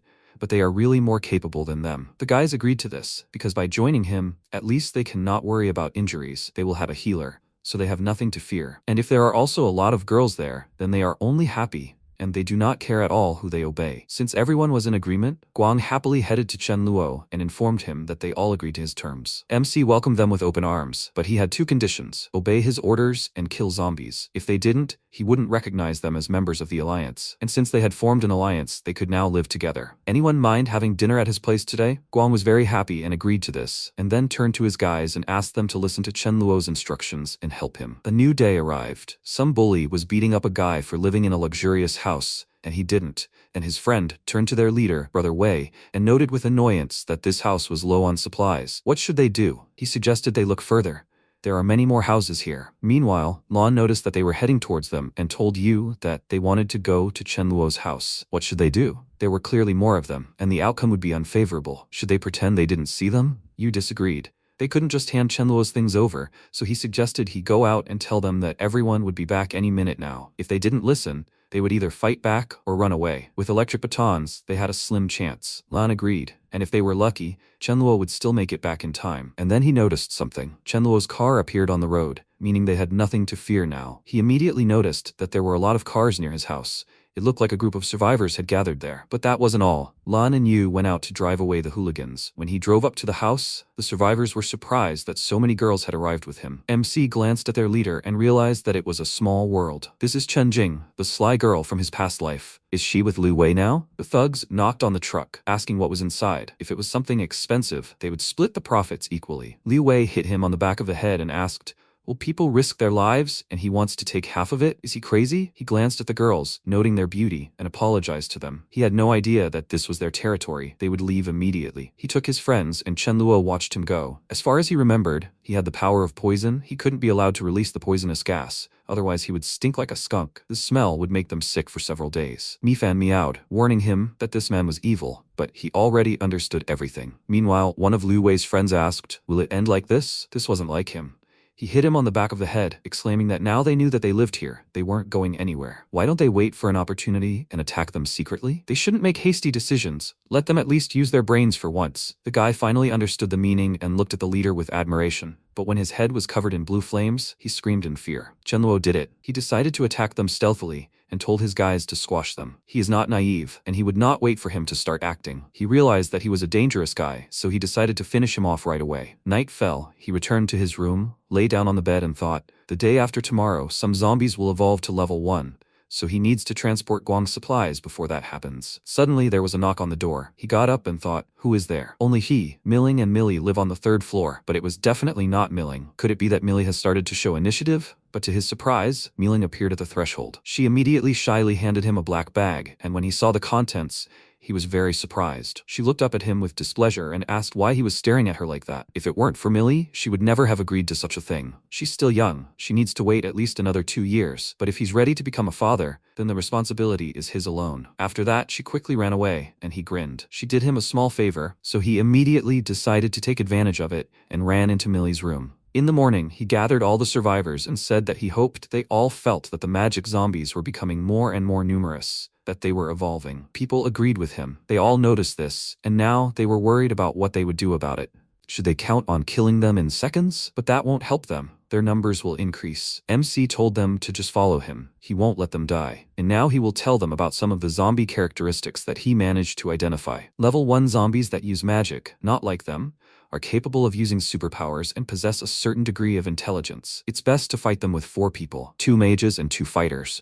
But don't let them worry. Even though they're evolving, they're still inferior to humans. If they overwhelm them with numbers, just let them run. Now he'll teach them spell evasion techniques, and Miling and Yun will help him demonstrate. They both prepared themselves, then attacked him, and he began to quickly move from side to side, dodging their attacks, which surprised the people, given his talent. Chen Luo said that it was almost impossible to evade a spell after seeing it, but he could judge the trajectory of the spell they were about to cast from Miling and Yun's gestures, so he could start moving in advance to avoid the attack. If they understood the trajectory of the spell, they would have no trouble dealing with the level 1 zombies. Miling smiled and suggested he try again, then threw several fireballs at him, and he wondered if she was disobeying him. He dodged her attacks and said with a smirk that that was enough. But only when one of the projectiles hit him in the face did she finally calm down and, with a smirk, said that she had predicted his prediction. Millie healed his wounds, and he thought, this is as expected of the wielder of divine flames.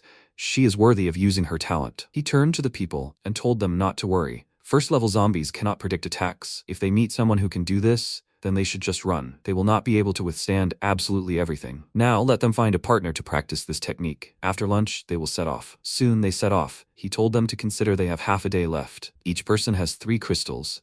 If the team fails the task, everyone will be punished and will be left without dinner upon returning. He thought that after the zombies evolve, the survivors will also start killing each other. At that very moment, Millie looked out the window and saw her classmates surrounded by some people, which made her worried. He asked if she got along with them. She told him that they communicate well. Her best friend was there, so they should help them. MC patted her on the head and said that even if they were strangers, they would help them. How could he not help her best friend? She sent Warlock on a rescue mission. Seeing a cute dog, everyone immediately wanted to devour it, but then Chenluo's loyal friends pounced on them, and Warlock decided to take revenge on them for thinking of him as food and roasted them with lightning. The rescue was successful, and Millie immediately ran to her friend Jingjing. She introduced her friend, noting that he was the one who sent people to help them, and she thanked him and also introduced them to her father, Zhang Dongcheng. They have nowhere to go. They have no home. Can they join the group? MC replied that they just need to follow their rules. Does her father know how to drive? Let him come pick them up. They will return to the base in the evening. Jingjing happily ran to her friend, asking her to tell Chen Luo that they will all spend the night together tonight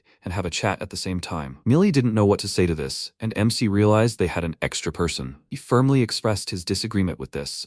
Such things cannot be done without his word. He took Millie and left Yun to deal with her friend. Time passed. Jingjing ate with her father and said that the food was so delicious. Where's Millie? What did she have for lunch? Why didn't she come and eat with them? Yun told her to think of Chen Luo as their boss, and they as his subordinates. Not everyone is comfortable eating with their boss, so they usually eat separately. This is what confused her. They probably have more food, but they are friends. Why didn't she invite her to eat together? Meanwhile, in another room, Chen Luo called Millie to his office and expressed his suspicion of her friend. He told her to observe her for a while, but not to let her say anything about them. Everyone on the team must be useful. They will see what she can do, and even if she is incompetent but honest, he will find a place for her. She smiled and thanked him for this, after which he was informed over the radio about problems. 10 cars drove up to the gate. They have about 50 or 60 people each. MC assumed they were survivors, and he should gather everyone and head there. At this point, all the women in the dining room also received this message, and Yun said that since they had an emergency, they all needed to line up and go to the gate. They immediately stood up and stood at attention, and Jingjing became worried and asked if a fight was about to break out. Yun asked what her ability was, and she answered that she had strength. In that case, she ordered her to go forward,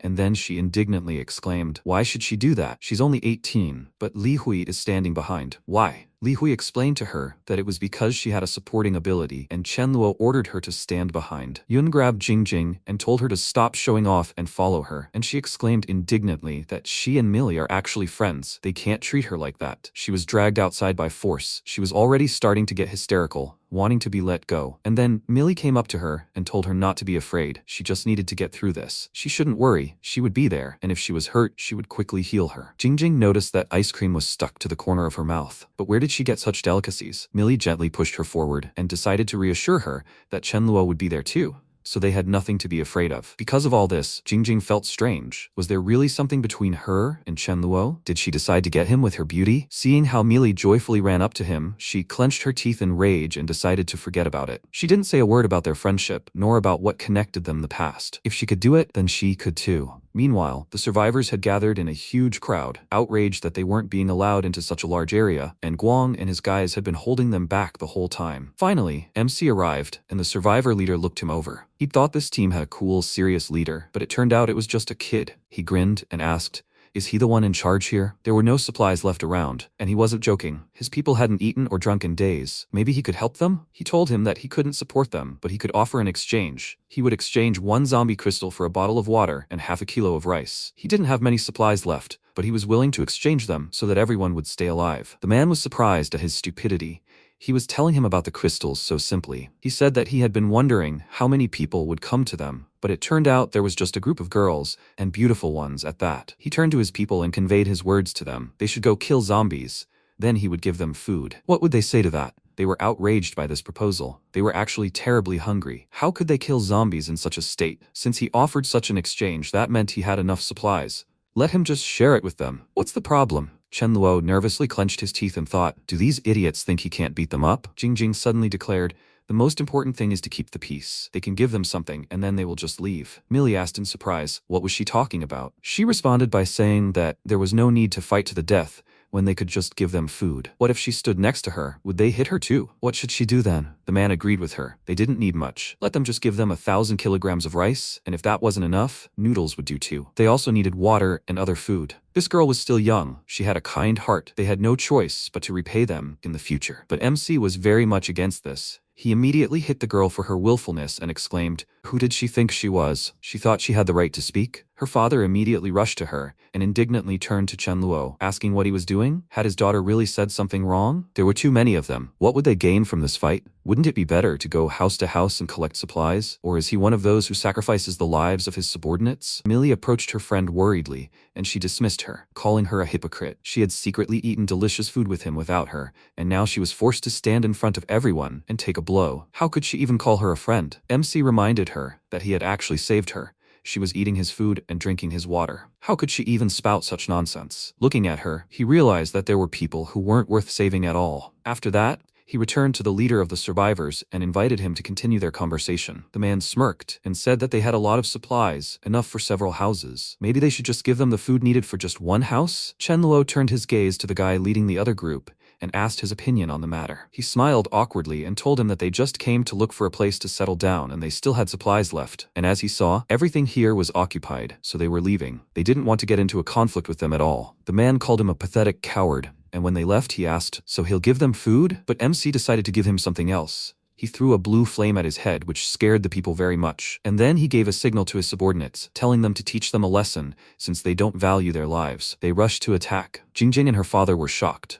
No wonder no one can match Chen Luo. He defeated them with such ease. After they were finished, MC ordered them to take the crystals from these people and bury their bodies under the mountain. Jing was still under the impression and realized that if she had kept her head down, everything would have been fine. What should she do now? She fell to her knees in front of Chen Luo and begged him for mercy, and he asked in confusion, what was she even talking about? After all, she was Millie's friend. He wouldn't raise a hand to her. But he couldn't leave her here either. This was where their paths parted. So let her go now before he changed his mind. Jing was scared. She called out to her friend, but she only apologized to her and said goodbye. Her dad helped her up, and she pulled herself together, saying that everything was fine. Millie knows how to charm guys. She can do it too. Then, when they beg them to stay, they will leave. Meanwhile, MC lightly kicked Warlock and nodded to him, saying that they shouldn't relax. She could be quite dangerous. Warlock immediately understood his intentions and went to keep an eye on the two. Time passed. Guang ran up to Chen Luo and informed him, the guy who just left is back again. He said that he has important business. He doesn't know what exactly the matter is,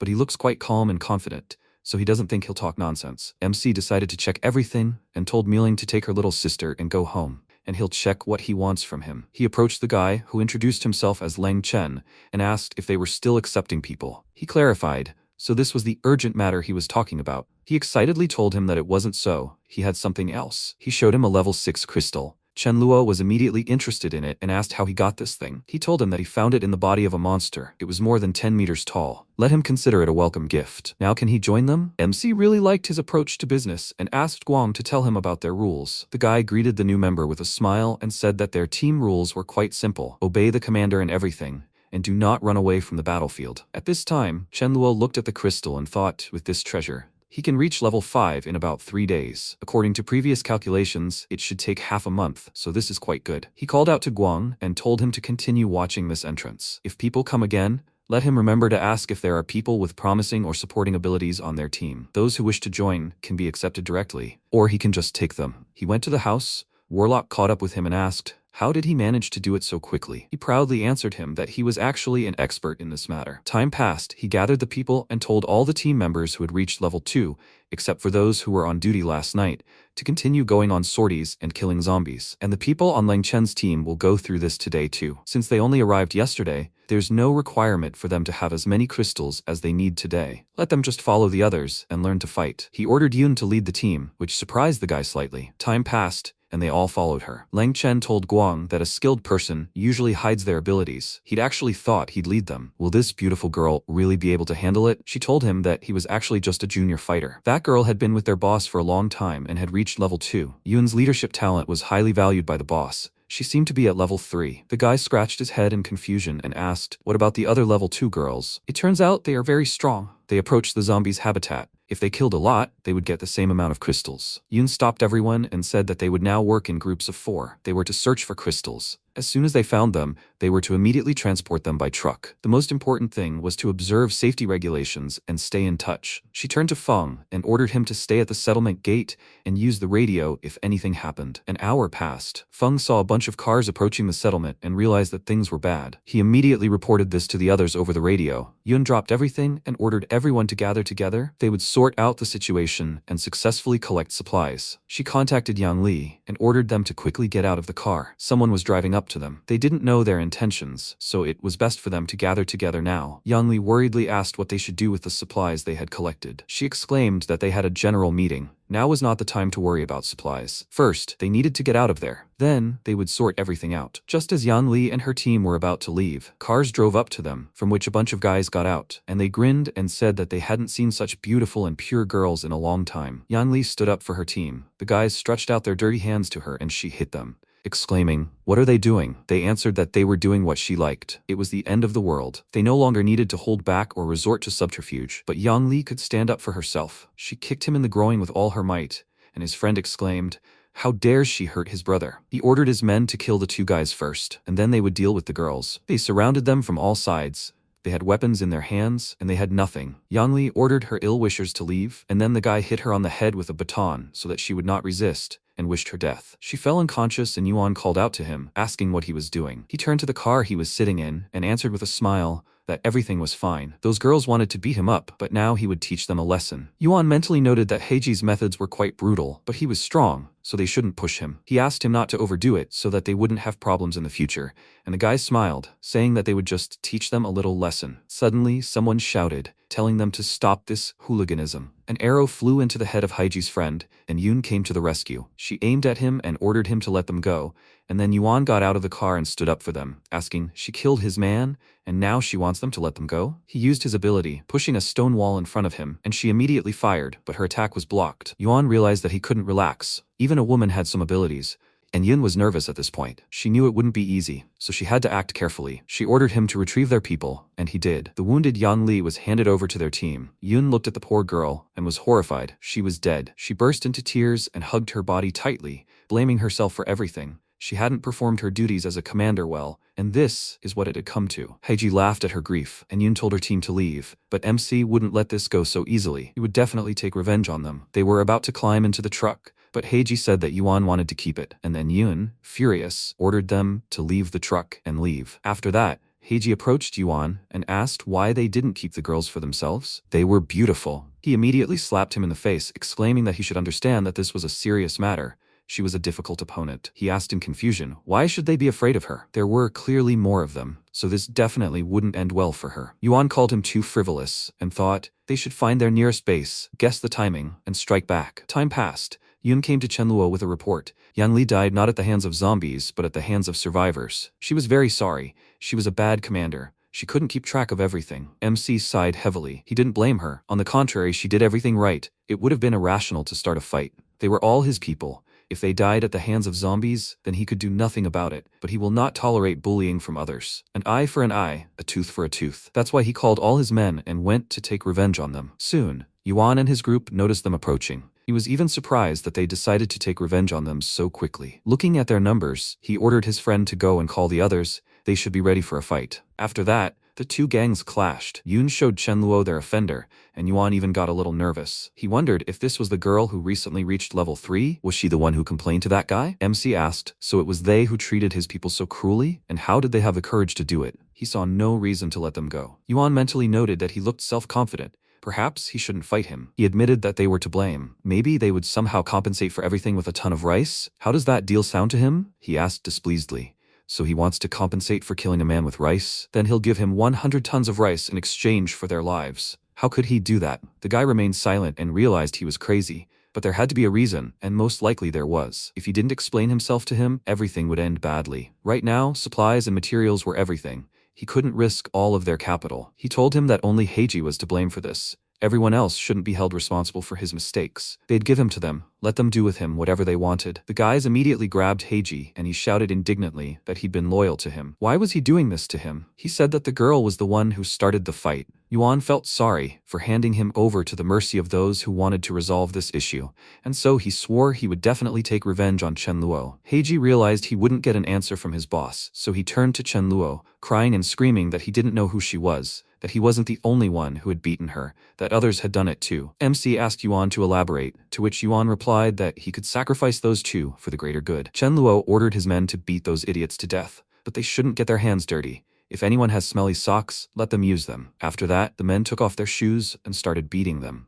And when their faces were already disfigured with bumps and bruises, MC stopped them and ordered Wang Ling to treat them, as there were still many people who wanted to beat them. As soon as the treatment was finished, Yun approached them and began beating them with a stick studded with nails. Everyone else was shocked by such brutality. Yuan hadn't even thought they were so crazy. In the end, these three guys didn't have enough stamina. Yun beat them to death. Looking at them, Yuan told Chen Luo that all those responsible were now dead. He had already killed his man before, so they were even. He said with a smirk that they were all cheap.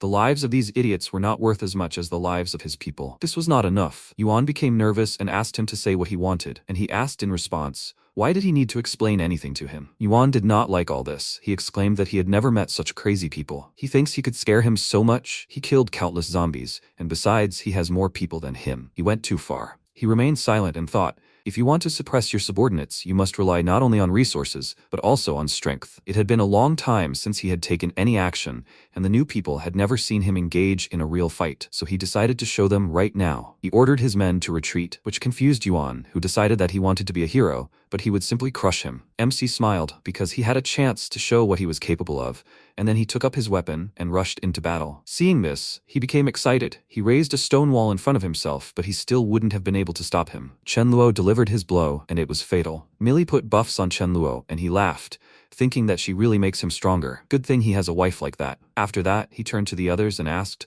are they ready to die? The people panicked and ran. He followed them and killed them all, and Guang and Leng Chen were amazed at his immense strength. Millie was also surprised, but at the same time she was worried, because the difference in their strength was growing wider and wider, and so she suggested that they go together. They didn't want to be left looking like fools. As soon as the fight was over, Guang excitedly ran up to Chen Luo and said that he was so cool. He would never regret following him. He boasted to him, calling it just a warm-up, and said that he was also very sorry about Yang Li's death. But such is the world, and danger can arise at any moment. The main purpose of their sortie was not to collect crystals, but to gain experience and participate in new battles. Since the only person who can best protect them is themselves, they must increase their strength as soon as possible. Of course, since they were with him, no matter who bullied them, that person would definitely pay for it. He suggested that they clean up the place and gather supplies. It was almost noon, so they would go back and ask the girls to cook them lunch. While Warlock was resting, hungry guys, as always, set their sights on him. They cautiously peeked around the corner, and one of them said, they say black dog meat is the most delicious. His friend was glad that they found something to eat for dinner,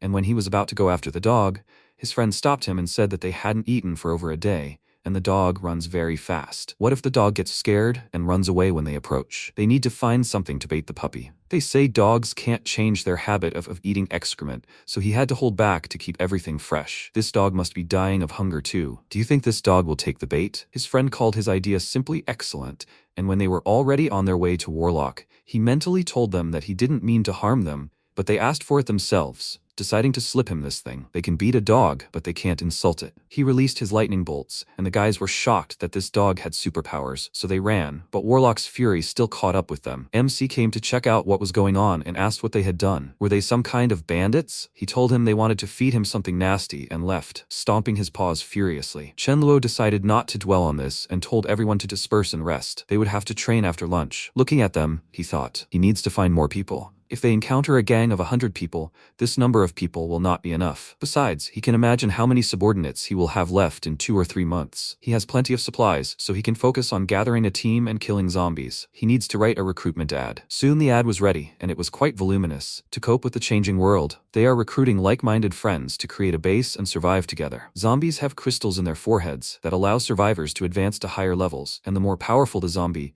the better the quality of the crystals. Absorbing crystals can enhance supernatural abilities and increase levels. This base has several third-level superpowers, and they are very powerful. Conditions. First, 3 meals a day, sometimes with meat. Second, the living conditions are excellent. You are allowed to move in with your luggage, and basic necessities and clothing are provided. Third, this base has a generator that can meet simple daily needs. Fourth, there are enough transistors to meet the needs of team members on field trips. Requirements. First, obey orders. Second, be brave enough to fight zombies and reach level 3. Third, those with auxiliary abilities and those with special abilities can enter without any requirements or have reduced requirements. Fourth, if family members meet the requirements, they can join, even if they are level 1. Note, strict discipline is in place in the camp, and violating moral standards is unacceptable. Upon seeing such an announcement, everyone, of course, immediately became interested and began to discuss everything. One of them turned to Brother Chow and asked how he liked these conditions. He replied that if everything was true as they said, they should join, but he and Liu Qi were level 2, and the 3 of them did not meet the requirements. Should they go out and ask that guy about everything? Liu Qi did this, and Guang immediately said that those guys were all blood relatives. However, if a level 1 person could pay 3 level 1 crystals, they could also join the team. Liu Qi introduced himself to him. He was a level 2 priest who could heal and increase his strength. Would he be able to benefit the team? Guang mentally noted that he was a strange guy, but interesting, and said that he could ask the boss about it, but after they joined, they would need to follow the team to kill zombies and collect crystals every day. The guy assured him that this would be no problem, after which Guang brought them to his boss and introduced them to him. Wang Chao was a friend of Liu Qi, a level 2 priest, and MC,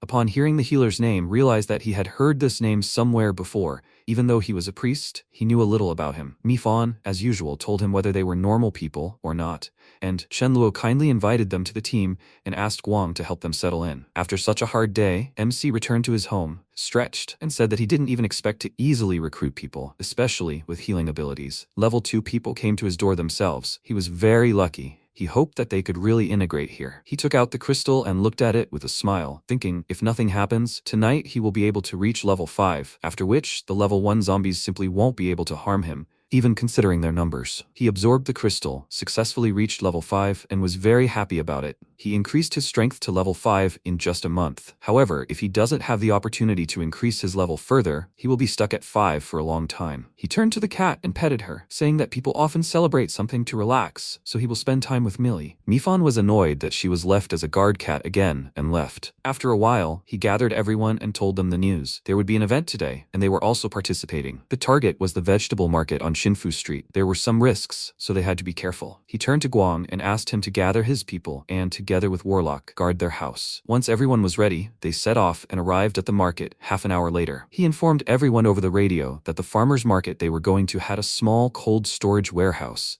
a wholesale market, a grain and oil store, as well as agricultural products, and so on. There were a lot of people here every day, which meant there were a lot of zombies too. When the zombie density was relatively high, more than a dozen of them would often gather together to attack. If spells were used together, it would be difficult to coordinate them through prediction and positioning, so the 4-person team method was impossible. In this case, they needed to learn how to lure out and spread this crowd of zombies as wide as possible. He ordered Feng to go and attract the zombies, letting them come out one by one. Mealy volunteered to support him, and when the zombies rushed towards the guy, he shouted with a smile, "The show is starting." Chen Luo asked everyone else to pay attention to him. The range of low-level zombies isn't very long. You just need to keep them at a distance of 20 meters, then they will reach Feng. He successfully gathered the zombies into a group, then moved to the side, and everyone else began to bombard the crowd with their abilities, easily killing them. MC said that if in the future they encounter zombies with a numerical advantage, let them use this technique, but if there are too many and they die, then don't blame him. They need to deploy a few level 2 people to restore order here. An hour passed,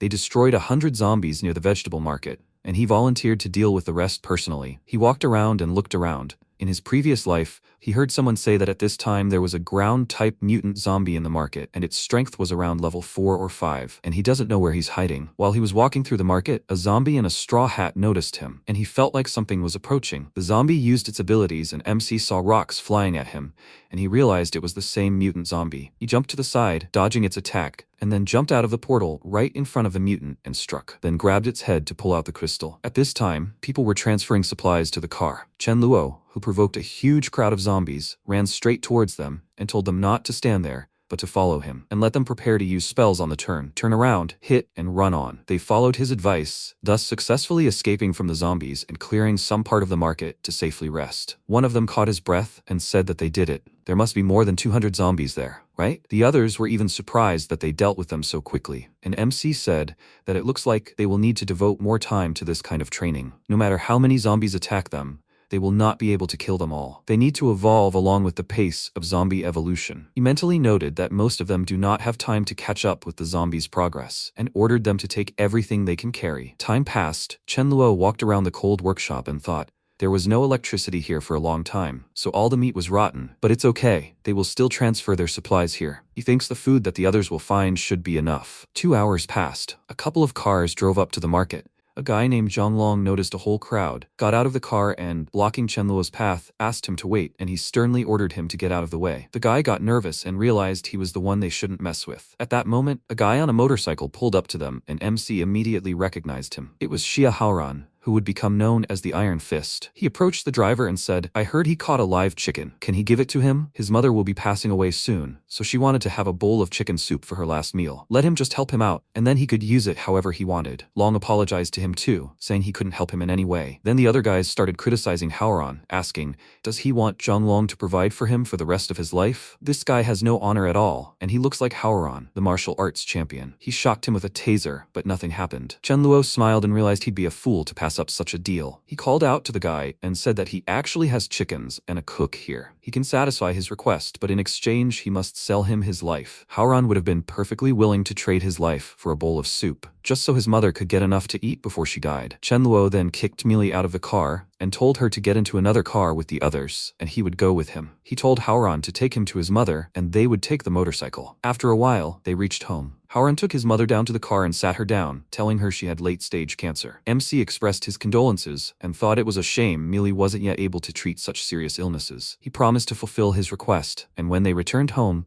he asked Yun to give his mother a separate room and take good care of her. And he asked Haoran to wait while he asked someone to make chicken soup. He turned to Ma Yu with this request and asked her to try especially hard this time.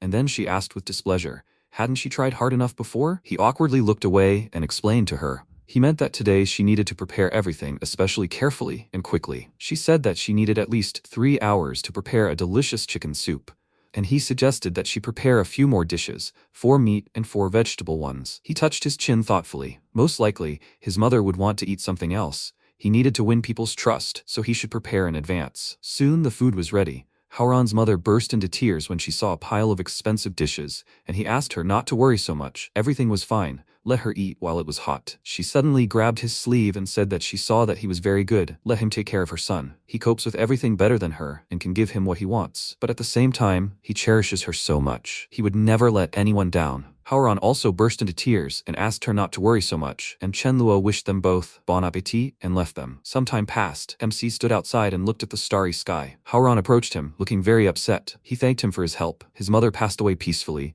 It's good that she won't have to suffer anymore. He patted him on the shoulder, condoling with his loss, and promised him that he would try his best. And Chenluo believed him. Given his abilities, he would sooner or later join them. The number of people is growing. He needs to learn how to manage them properly. He needs to establish a set of rules of reward and punishment, as well as establish a hierarchy to mobilize everyone's enthusiasm. He will simply use the hierarchical system from his past life. The job levels are divided into leader, deputy leader, elder, elite, ordinary, and newbie. Only he can grant special, dedicated positions, such as Meili and Daju. Currently, those who have reached level 3 can be called elites. Everyone else is ordinary. In the future, new participants can only start as newcomers and will be automatically promoted to ordinary after half a month or in the event of excellent performance. They will then be able to exchange their personal points for supplies at the base. Points will be awarded based on personal achievements, and additional contributions will be calculated separately. Then, each position will depend only on points, not level. The next morning, he gathered the people to announce this. Any elite member of the group with leadership abilities can become a captain and lead a small team. Due to the current situation, Yun leads the women's team and Yu and Guang act as temporary captains and lead the men's teams respectively. From now on, they will adhere to this hierarchy. Let them work hard and everything will be fine. He wished everyone good luck, and the people were very happy. Now they had motivation to kill zombies. They could get points and food for them. Meanwhile, a car drove past the base.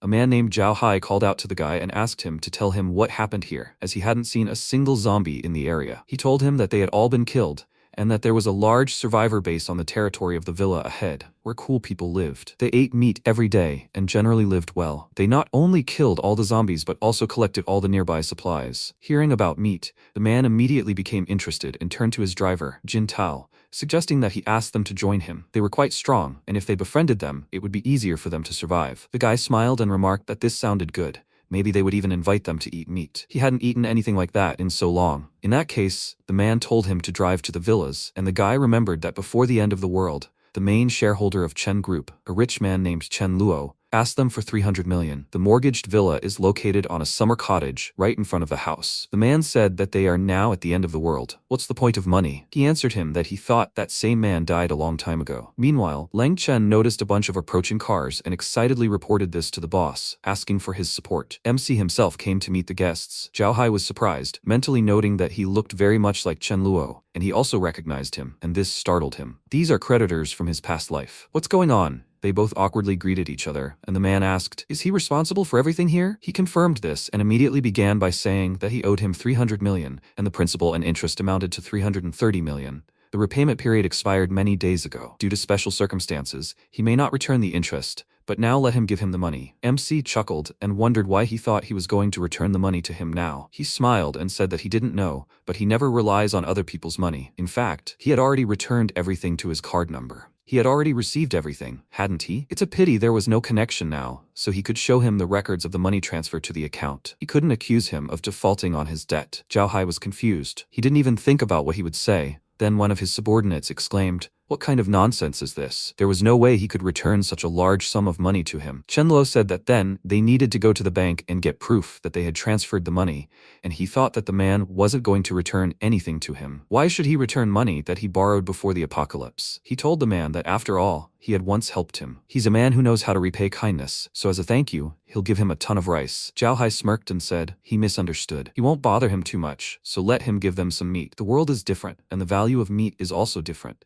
Half a kilo costs 10,000 yuan. 100 million is 10,000 kilograms of meat, 5 tons. If he lends him 300 million and returns 15 tons of meat, the debt will be repaid. Jin Tao said he has a share. He also wants 15 tons, which isn't too much. If he doesn't have meat, he can pay with the woman next to him. MC's face darkened, and he asked, "What if he has meat but he'll give it to him?" At that moment, Zhao Hai realized that Chen Luo was strong enough and wasn't afraid of his cruelty. That's right, he couldn't have cleared out so many zombies here alone. That must be his strength, and he can't act rashly. He smiled awkwardly and said that in that case he didn't need anything. He completely forgot that his money had been deposited into his account. His friend indignantly called him a fool, and he said that everything was fine, but Chen Luo kept his promise. Happy with the resolution of the situation, MC asked him to take his men and leave, after which, Zhao Hai ordered everyone to leave and thought that Jin Tao had brought up the topic of the woman next to him, and that was It just so happened that he also wanted to take a closer look at Chen Luo's methods and strength. Jin Tao was generally unhappy with this outcome, calling the man blind. There are only a couple of people here. They would have dealt with them easily. Where did he go? He was about to start a fight, but MC threatened him with violence and gave him 10 seconds to leave. Jin Tao realized he was completely alone. The others had already left with the boss, unwilling to interfere. But he wasn't about to give in so easily and use his power. Chen Luo was even surprised. He had dark summoning power, but he was no match for him. A horde of skeletons appeared behind him,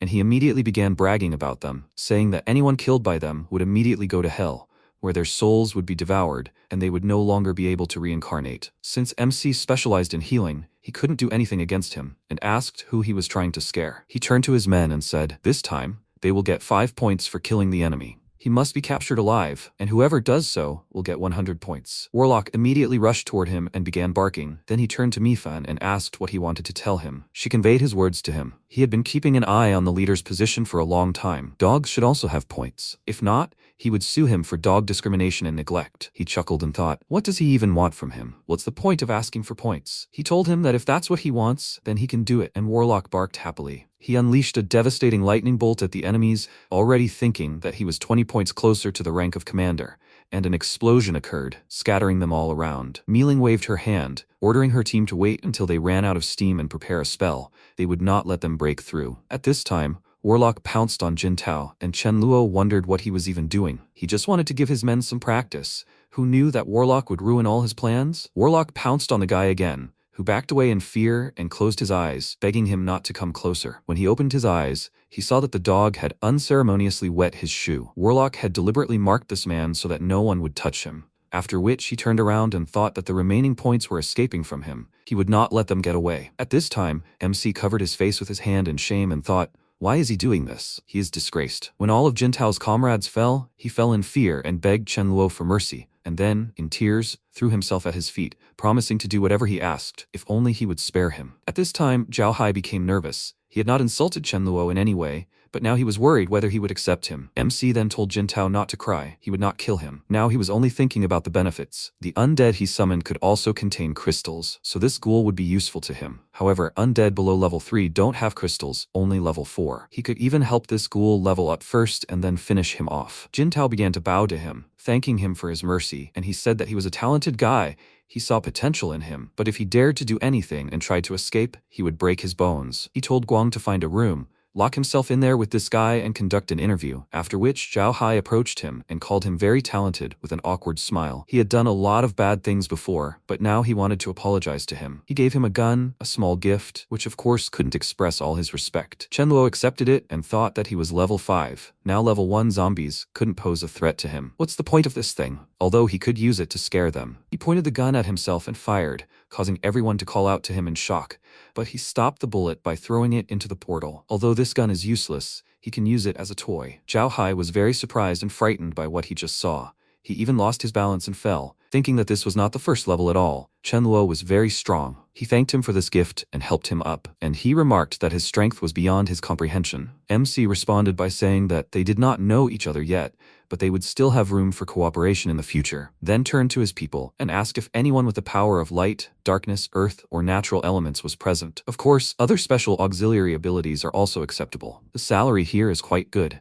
Anyone can consider his offer. He smiled and thought that after all, he was the leader, but he still needed to maintain his impartiality. Could anyone help him and say a few more words? Lang Chen read his thoughts and stepped forward, telling them about the advantages of their team. They have 3 meals a day here, sometimes meat, and the conditions are excellent. Whether they are strong or not, but if the fire shines in their eyes, then there is no delay. Chenluo smiled, noticing how well he said everything, and then people raised their hands, talking about their abilities, and the MC asked the man, is he okay with it? He agreed with an awkward smile and thought, no wonder he decided to take a bullet to demonstrate his physical strength. People began to ask to join the camp, promising that they would train hard and try hard, and Chenluo said that as an entrance test, they must kill 10 zombies and bring him 10 crystals, prove that they really have strength, then they can become rookies. After that, people enthusiastically began to look for a team, and Zhao Hai remarked that there was such a strong community here, he should take his chance to join them. If he needs anything in the future, he can come to him at Jinlong Garden, he lives there. Night fell. He decided to spend time with Millie. She said that the rookie candidates were doing well, but why didn't he tell them a little earlier to destroy those zombies in the area? She figured that if one person kills 20 zombies, that should be enough. Even if not everyone kills zombies together, one person can kill 100, and that is enough. Moreover, zombies will evolve, so they all should be destroyed before they complete their evolution. MC said that this was just her idea. After all, there are still survivors who do not dare to fight zombies. Moreover, if everyone gathers together, once they encounter a more advanced mutant, they will all be finished. She agreed with him, and he suggested that she sleep if she was tired. After which she closed her eyes and wished him good night. He thought that everything he said was only part of the truth. He knew what would happen in the future. They had to let the zombies evolve. This was the only way for people to obtain high-level crystals to accelerate their development. Otherwise, if those powerful monsters came, they would simply have to wait for death. The next morning, he gathered everyone and asked them to be careful. The zombies were getting stronger. Since the zombies would begin evolving to level 2 from today, he warned them and then sent them on their way. Watching the cars drive away, he thought that this was natural selection. Injuries and deaths were inevitable. If they didn't get past this stage, what would they talk about in the future? Mifen became nervous. She told him she had a feeling Miling would be injured, but she didn't know if it would be life-threatening. Chenluo remained silent and thought that all 3 of them, Miling, Mili, and Suju, were working together, and Warlock would also be with them as a bodyguard. In that case, her life would be in no danger. He asked the cat, she might get hurt, but it wouldn't be fatal, right? She confirmed it, and he looked at the cars doubtfully, wondering, should he go with them then? Then the protagonist thought, no, that's impossible. How can one grow up without going through hardships and fighting? Protected in a cage like a canary, even if she eventually reaches the level of a king, she won't be the fairy of Linyan like in her previous life. Then he petted Mufan, and smiling said, she's an amazing cat. He thought, only those with mental abilities up to level 10 can detect when danger is imminent, and this is only effective for themselves. She can actually sense danger directed at others, and can detect it in advance. Then Mifan meowed contentedly, and he thought maybe he should collect high-level crystals and give them to her to strengthen her abilities. After a while, Dazhu and Miling stood back to back. They were ready to attack, and Miling said, "Previously, level 1 zombies could be knocked down with just one blow. It seems that level 2 zombies will be more difficult, but the crystals will be much more powerful." The next second, she struck the monster, and Dazhu said, "But there are not so many second-level zombies compared to the first." She replied, "Right, so far so good." And Mealy, sitting next to her, said she thinks they will collect new crystals today. At that moment, a zombie was watching them, peeking out from behind a tree. He thought, these people are much stronger than the ones he ate. He will not fight them alone. After that, he approached the other zombies and said, "There is meat here. They should all go together." The next second, Warlock ran to the side and began barking, still in that direction. His prey. The zombie approached Mealing and the others, and Mealy, concentrating energy in her hands, said, "Sister, brother, be careful." In response, Mealing told her not to worry. They will slowly kill them. After that, she sent a powerful explosion forward, and then they began to run forward. She shouted, "No need to rush. They will simply deal with this group of zombies." Dazhu ran after her and shouted, "No problem." At that moment, one of the zombies began to concentrate energy, and Dazhu shouted, "Why did the wind suddenly pick up? What happened?" Mealing shouted, "This wind is speeding them up." He shouted, "That's strange. Are there really high-level zombies among them?" Then Mealing stopped and shouted, "They can't run like this anymore. They have to fight." The next second, Dazhu delivered a powerful blow with his weapon at the attacking zombie. Then, one of the zombies approached Millie from behind and thought, "Now's his chance." He swung to strike, but Millie turned sharply, and Mealing called out to her in alarm. She jumped up and stood in front of her sister, shielding her from the blow. Millie shouted in alarm, "Sister," and Mealing screamed in pain. She sank to the ground, and bodily fluid flowed from her shoulder. Millie asked, "How is she?" She replied, "Everything is fine." The next second, several more bursts of energy flew at them, and then Mealing aimed a blow forward, and then, surprised, noticed the monster dodged and thought, did it jump back? Then Dazhu walked forward and shouted, "Mealing, she should deal with the regular zombies first. He will hold this one off for now. Then, they will take him down together." She shouted, "Good." Then Mealy began to concentrate energy and shouted that she would help him with it. She directed a stream of energy, and Dazhu,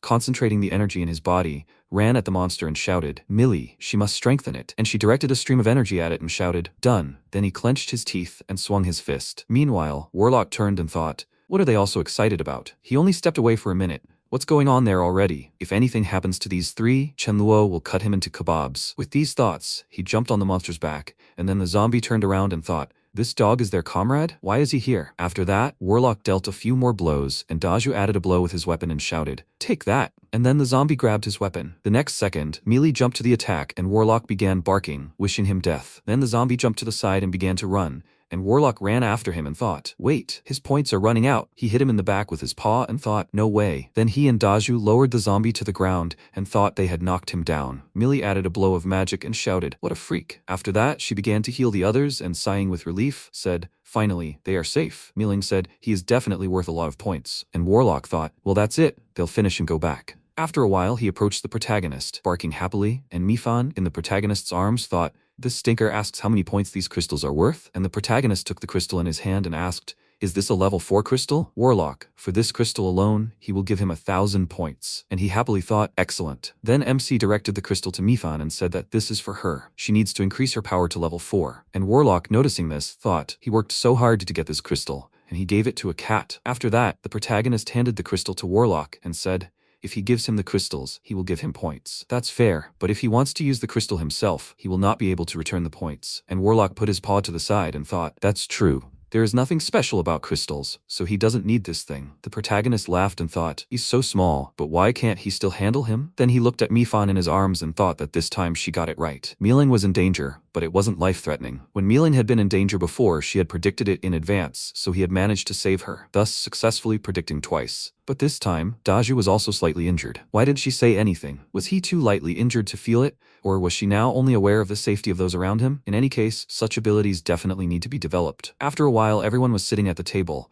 Warlock ran up to them and started barking. They should look at him quickly. MC asked, what's wrong? Millie asked, is something wrong with her eyesight, or has he grown? Mealing noticed he really had grown. Dazhu asked, did his sister feed him? And then Warlock became indignant. What is he talking about? And Mifan looked at him and thought, he says that he just reached the 4th level, his size has increased accordingly. Dronzer said that he also needs to train harder. The protagonist smiled, looking at Warlock and said, "Good boy." Millie added, "He is so cool." And Mealing asked indignantly, "Does this mean that she is weaker than a dog?" And then Mifan looked at the protagonist and thought, Chen Luo. He was asked how many points he will be given if he is the first to promote to the 4th level, and he looked at Warlock and asked, what does he want to do with the points? Mifan said, he says he has a dream to become a dog elder, then become the deputy leader. By then, everyone will call him the leader of the dogs. The protagonist asked, the leader of the dogs? Then he kicked him in the tail and asked, he wants to displace him, and Warlock barked, points. After this, the protagonist clutched his head and said, I understand, he must give him time to think. Then he heard a voice from the radio. Brother, Zhao Hai has sent men again. About a dozen people have arrived in 3 cars and say they have come to ask for help. After this, the protagonist took out the device and thought that he was just saying it out of politeness. Why did he come at all? After this, he ordered them to be let in. After some time, Songlin approached him and, holding out a box, said, Chen Luo, this is Songlin. Brother Zhao Hai knows that he will definitely have plenty of food and drink here, so he brought 100 cigarettes as a tribute to him. Brother Zhao Hai said that regardless of whether he agrees to help or not, the cigarettes will be his, and he thoughtfully told him to tell him what happened. And he said that it was a man named Jiang Wu who suddenly appeared on their side, competing with them for supplies and taking survivors. In fact,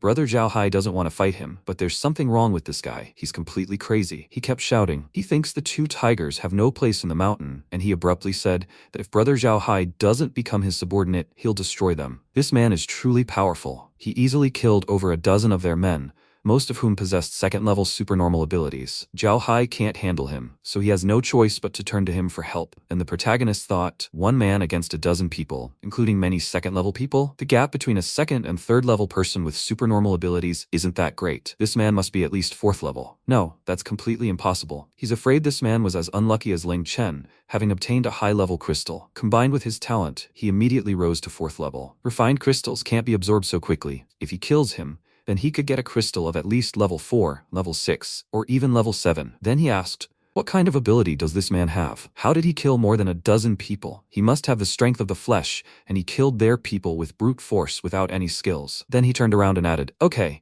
he will see what he can do. And Songlin punched his hand, and smiling said, thank you very much, Brother Chen Luo. The protagonist turned around and waving his hand added, they will not waste time. He will go back to the house, clean up a bit, and then they will leave right away. Songlin replied, okay. And after a while, the protagonist picked up Mifan and asked, is he in danger on this trip? She thought, it seems not. She does not feel anything like that. He asked, I think, so is he in danger or not? She tensed up and then thought, no, he can go on his way. And he looked to the side and said, go on his way. After that, he irritably picked up Mifan and walked forward saying, okay, if necessary, then they will go together. Warlock, he should stay here and guard the house. After some time, the protagonist, holding Mifan in his arms, sat in the back seat of the car and remarked, this is a nice car. Songlin sat in the front and said, Brother Chen Luo, if he likes it, he can take it. This car will be delivered to him later. Or, he can take it when he returns. If he likes something, he should say so right away. Brother Zhao Hai will never refuse him. Then the protagonist looked out the window and thought, Songlin and Zhao Hai know how to solve problems. After some time, they arrived at the right place and Zhao Hai said, Brother Chen Luo, they are grateful that he decided to help. He, Zhao Hai, will remember this friendship. He will give him everything he needs. This Jiang Wu is really strong. All their spells are useless to him. Then he pointed his hand forward and added, Brother Chen Luo, he should wait a bit. He will gather the guys to find Jiang Wu. He replied, okay. Meanwhile, Jiang Wu was holding a glass of drink and thought, it's good that he read a lot of books after all. He sat surrounded by girls and thought that he immediately guessed that there are power-up crystals in the zombie's head that can be collected. Although the food is not that tasty, at least he has a rather obedient woman. He could not afford such a thing in his past life. The next second, the man abruptly opened the door and shouted, Brother, Zhao Hai has brought people. And Jiang Wu stood up and shouted, damn, he wasn't looking for him. He came himself. How impatient. He must gather all the guys. They are coming. After some time, he and his subordinates went outside, and MC thought, that fat guy is Jiang Wu? You can't tell what his level is. After that, Jiang Wu approached Zhao Hai and, pointing a finger at him, shouted,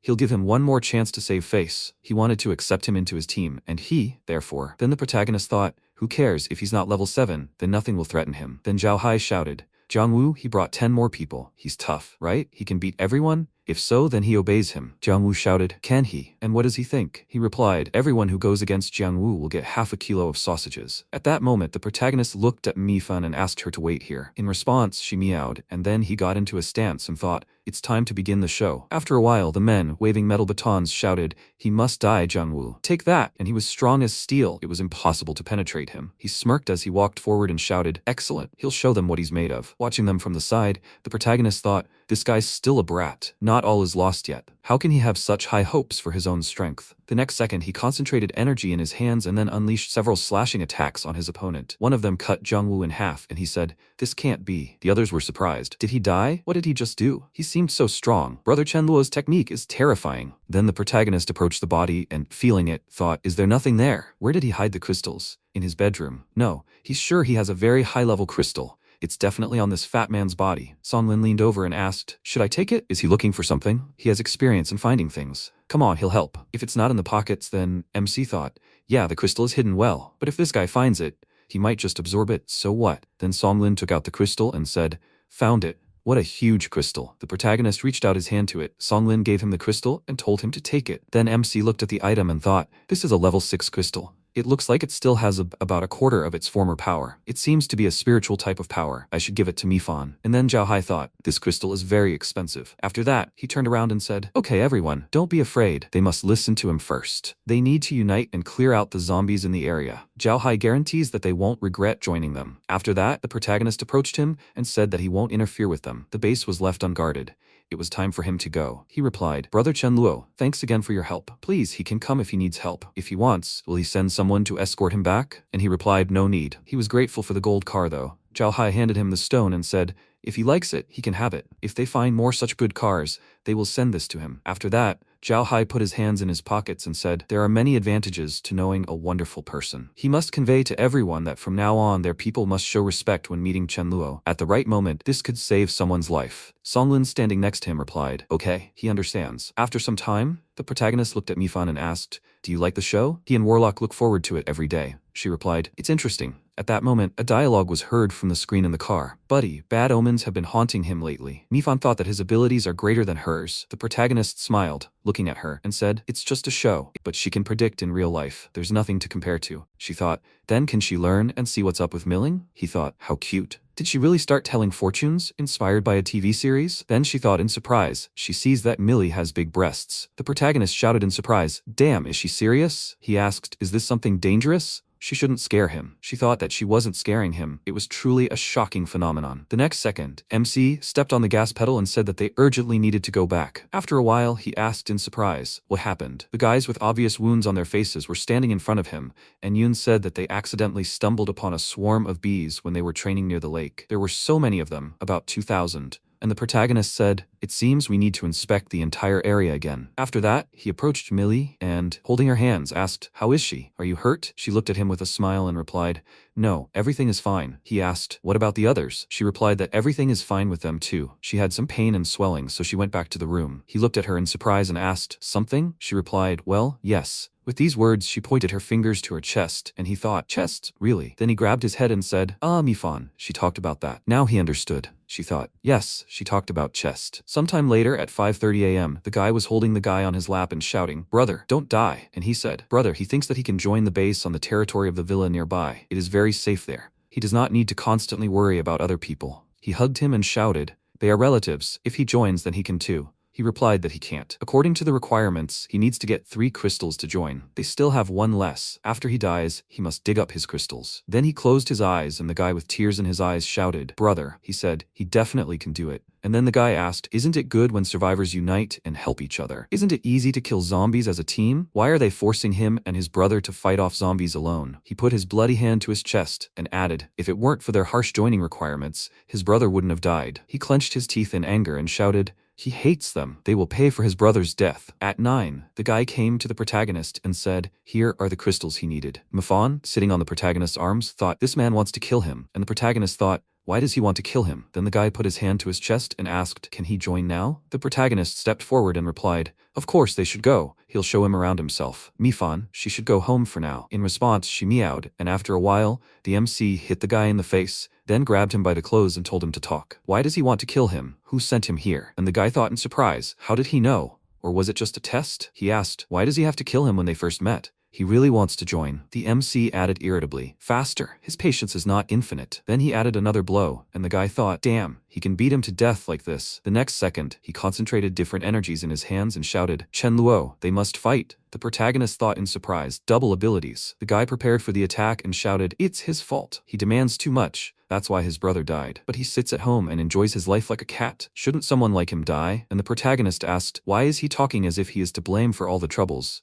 As if he destroyed and killed his brother? Or did he order him to join them? The guy, with tears in his eyes, told him to shut up. He jumped into the attack and shouted, he must die for his brother. The protagonist said, indeed, dual element. Then he concentrated energy in his hand and added, what a pity. He directed a stream of energy at the guy. After some time, the protagonist looked at the people passing by and thought, this morning, Mi-fan reached level 4. He remembered how she told him to take a closer look at him. This man could die. He thought that he remembered that his name was Xu Mingqing. He uses the wind element. Then Mingqing pointed his finger forward and said, guys, he needs to settle something. MC replied, he is with him. He thought, if Mi-fan was right, then will he be able to prevent his death? He must save him. Then he looked at a tree branch in surprise and thought, a cat? The next second, the animal jumped on Mingqing with a loud sound, and the protagonist thought, is this a zombie cat? Was he really supposed to die because of her? But the next second, the protagonist attacked the animal, and at that moment, Mi-fan spat out bodily fluid and fell to the floor. Warlock ran up to her and began barking nervously. He thought, Mi-fan, get up. What's wrong with her? He extended his paw to her and thought, everything is bad. She's not responding. I need to tell the owner immediately. Then he grabbed her by the scruff of the neck and thought, she must hold on, Mi-fan. He will find the owner now and bring him here. Meanwhile, MC walked forward and thought, Mi-fan's prophecy is coming true, but this can be changed. Her abilities are beyond imagination. The next second, Warlock ran up to him and called out loudly. He asked, what is it? He thought, did something happen? Warlock started running in the opposite direction. The protagonist rushed after him and thought, what's going on? Then he noticed the cat lying on the bed and called out in alarm, Mi-fan. He picked her up and thought, her heart is beating, her body is keeping warm. It's okay, it's good that she's still alive. The guards at the gate were unharmed. It looks like no stranger harmed them. Then he looked at Warlock and asked, who did this? Then he thought, the dog really doesn't understand anything. The next second, Millie ran up to them and shouted, Brother Chen Luo, what happened that made him urgently call her? What's wrong with Mi-fan? And he replied, they'll talk a little later. First, she needs to heal her. Then she began treating her, and the protagonist thought, could it be that he saved Mingqing and that provoked such a reaction from Mi-fan? But she had already predicted the events that happened to Millie and Miling. So it wasn't that he interfered. The next second, Mi-fan opened her eyes and told the protagonist not to worry. She was fine. This time, it was precisely because the prophecy had been tampered with that she vomited blood and lost consciousness. The protagonist apologized to her and added, he shouldn't have been so hasty. Then she looked at Millie and thought, she felt as if there was an orbit around her. They, Miling and Millie, were in this orbit and revolved around it, while the other people were outside of it. If something happened to the three of them, she could fix it. If it happened to other people, she would have to take a great risk. Warlock, it seemed, was also running around in this orbit, but if he strayed too far, she wouldn't be able to help him. Then the protagonist thought, so the prophecy could be changed, but only if it affected people close to her, so it wouldn't cause a backlash. At the moment, only 3 people were close to her, Chen Luo, Millie, and Miling. Then the protagonist petted Warlock and thought, well, this ability should be used carefully. He said, Warlock, he should spend more time with Mi-fan, it will make her happier. And he thought, she's not a dog, why should he fawn over her? And the protagonist leaned towards him and said, if she's happy, who knows, maybe she'll help him avoid death. He was surprised, and then MC put Mi-fan next to him and said that now she will ride with Warlock, and he started barking. He will protect her. A month later, the protagonist stood in front of the people and said, the zombies they saw evolved to level 2 in a month and are now continuing to evolve. The others were surprised. Yesterday he met a level 3 zombie. He was scared to death. Level 3? He hasn't reached level 3 yet. Nightmare. They can't evolve infinitely, can they? Then the protagonist told them not to panic. The evolution of zombies means some improvements in characteristics and a little intelligence. This isn't the same as their level evolution. Of course, he'll still give them some time to adapt. For the first 3 days, only 1 level 3 crystal per day is required. If they obtain additional crystals, they'll be rewarded with 2 points. After 3 days, their daily requirement will increase to 2 level 3 crystals, and any additional crystals obtained will be rewarded with points. The next second, a voice came from his device. Brother, Zhao Hai's people are here again. They say they have news. They want to contact him. He thought, again? And then he waved at the people and said, okay. They should train in groups somewhere nearby for now. Everyone's free. After a while, Songlin said, Brother Chen Lo, here they meet again. This time, Brother Zhao Hai sent him with news. MC folded his arms and told him to speak. He said, someone organized a trade fair near the toll station on National Highway 999. He said he wanted everyone in the area to gather together to discuss how to overcome the difficulties, that it should be done the day after tomorrow. He plans to go take a look. Does he want to come with him? The protagonist asked thoughtfully. A fair? Sounds interesting. He thought, but in his previous life, he never participated in this. After rebirth, his goal is to gather the victors and elites from all walks of life, create an extremely powerful place, and work together to survive this nightmare-level Judgment Day. This kind of social event? Funny, isn't it? It suits him just right. In 2 days, the guy waved his hand and then approached the protagonist and asked, "Handsome guys, have they come for a walk? Brothers, do they want to play? Everything is possible here. The prices are fair and low. 5 kilograms of rice or 1 level 2 crystal." And then the protagonist thought, damn, it's already the end of the world and this jerk is picking on women. It turns out that he's an angel incarnate compared to him. Then Zhao Hai waved his hand in front of him and told him to get lost. After a while, everyone entered the fair and started talking. Guys, they don't need so many people to set up a stand. They need to split up now. The protagonist added, one group is guarding the stall, the other group is walking around. They will switch. They will see what's here. They can buy something or have fun. If they find interesting goods, they should contact him. MC added, Guang, Fangyu, Haorun, Daju. The 4 of them should follow him. Then they walked forward. One of them said, there's a crowd of people there. They're probably selling something good. They should go take a look. The next second, the people scattered in different directions. And Jianglong said, let me pass. The protagonist looked at him and thought, it's Jianglong. Then he looked at his opponent and thought, isn't this the very chicken Haoran asked for? Hasn't he eaten it yet? Then Zhou Mingliang stood in front of Jianglong and pointed his finger to the side, saying, Jianglong, he's a loser. His chicken gave his brother a fever and he still wants money for it. Does he think he's easy to intimidate? 50 kilograms of rice, no more. At the very least, they can find a place to have a good time. Jianglong said, don't bother, brother Chenluo, they'll discuss it over and over again. And the protagonist walked forward and said, if he doesn't want it, how about selling it to him? He'll give 20 level 2 crystals for this chicken. And Mingliang turned around and shouted in surprise, does he want trouble? This is his chicken, and his brother suffered because of it.